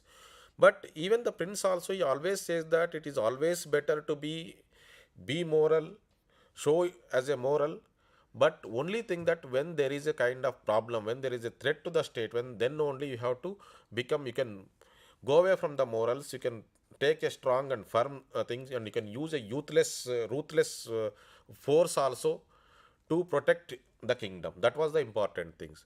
So because of that, actually he says that keeping the faith is praiseworthy, but the sake of maintaining the political power, deceit and hypocrisy are indispensable. Actually, he talks about you be having a faith. You also, you show always, even if you are believing it or not, you show to the people as you are faithful person and all. But when it comes to the maintaining the political power, for the sake of the political power, deceit and hypocrisy are indispensable as for the Machiavellian concept actually, Machiavellian idea actually. So he believes that when there is a fear for the state's life, both the monarch and republics to preserve it, otherwise it will break. So will break the faith and display ingratitude actually. So for that purpose, to protect the state actually, to protect the domain actually, to preserve the domain and extend the domain, that is the major concern of the Machiavelli actually, the things. So for that purpose, you can break the faith and also you can display the ingratitude also. So this was the major things which he was talking about. So because of this actually, the concern at that time was, the political concern was that giving the stable governance, at the same time the preservation of the domain, at the same time giving a secular state is also one of the important things. Secular idea, to confining the, making the secular idea, manifestation of secular as one of the important things. So for that purpose, he says that actually this religion and ethics are nothing to do with the politics. Politics and religion are different, and ethics and religion are different. Politics will be operating its own principles and ethics and morality. So whatever the religious or the religious moralities are there, whatever the religious ethics are there, or even the religion cannot do any kind of interfere into the state affairs. So but at the same time, state is the supreme. So these all has to be subordinated and subjugated to the state. Actually, state is the supreme. So the state, he wanted to make a state as the supreme, not the eternal things, eternal ideas. That is the important thing which we have to understand. Because of that thing, actually, he laid the foundation for a secular state by subordinating the religion and ethics to the politics. These are the major, he is known for his contribution towards this separation and subordination of the religion and ethics to the politics. This is the major important thing which we have to understand. Thank you, sir. I hope our viewers got interesting insights. So, although Machiavelli has been admired and criticized both, but what we cannot deny is his relevance to the contemporary world and the mark he has left on the history of political thought. Your comments? Actually, we have to understand this Machiavelli's place also in the history of political science, actually. So, he was, most of the times he was misunderstood by many people. He was considered to be the immoral person. At the same time, he is talking about dual morality. These are all actually, it is nothing but misunderstanding of the Machiavelli. Machiavelli talks about many things, many dual things, but those dual things are, there is some kind of, for sake of the state, actually, for sake of the betterment of the state, betterment of the better life of the state, actually. So that is, we have to understand the things.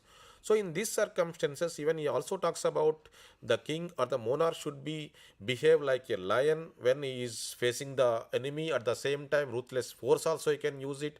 At the same time, he has to act as a fox also. That theory of the lion and fox also we have to understand here is that the king or the monarch or the prince has to act as a lion and fox also at the same time.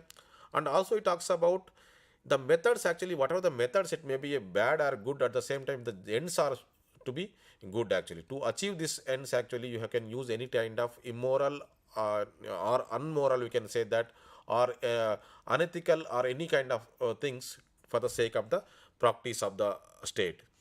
So under these circumstances, we have to understand that he is the first person whether give the idea of actually the secular state and secular ideas, giving the manifestation of the secularism, at the same time subordination of the religion and politics to the religion and ethics to the politics is the major concerns of the Machiavelli.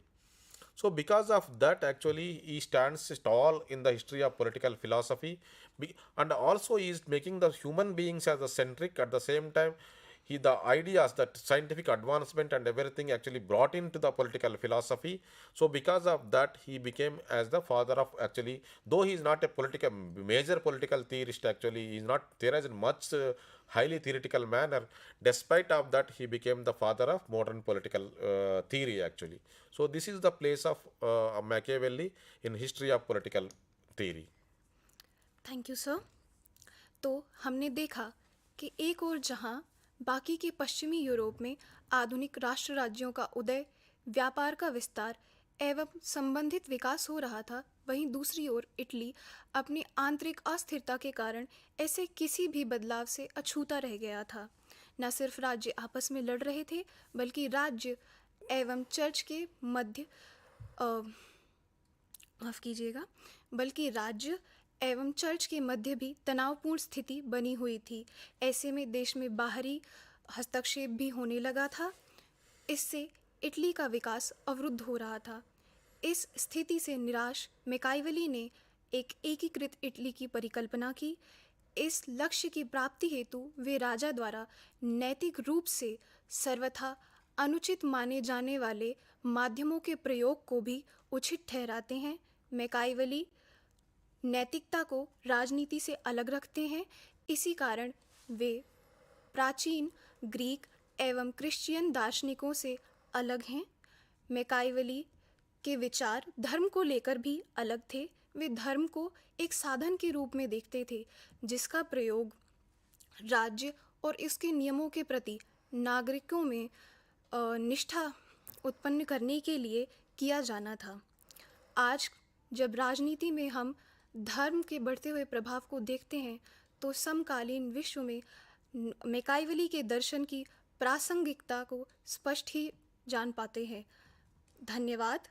हम आशा करते हैं कि आज का हमारा कार्यक्रम आपके लिए उपयोगी साबित होगा. यदि आपके कोई प्रश्न और सुझाव हैं, तो हमें ईमेल करें। आपका दिन शुभ हो।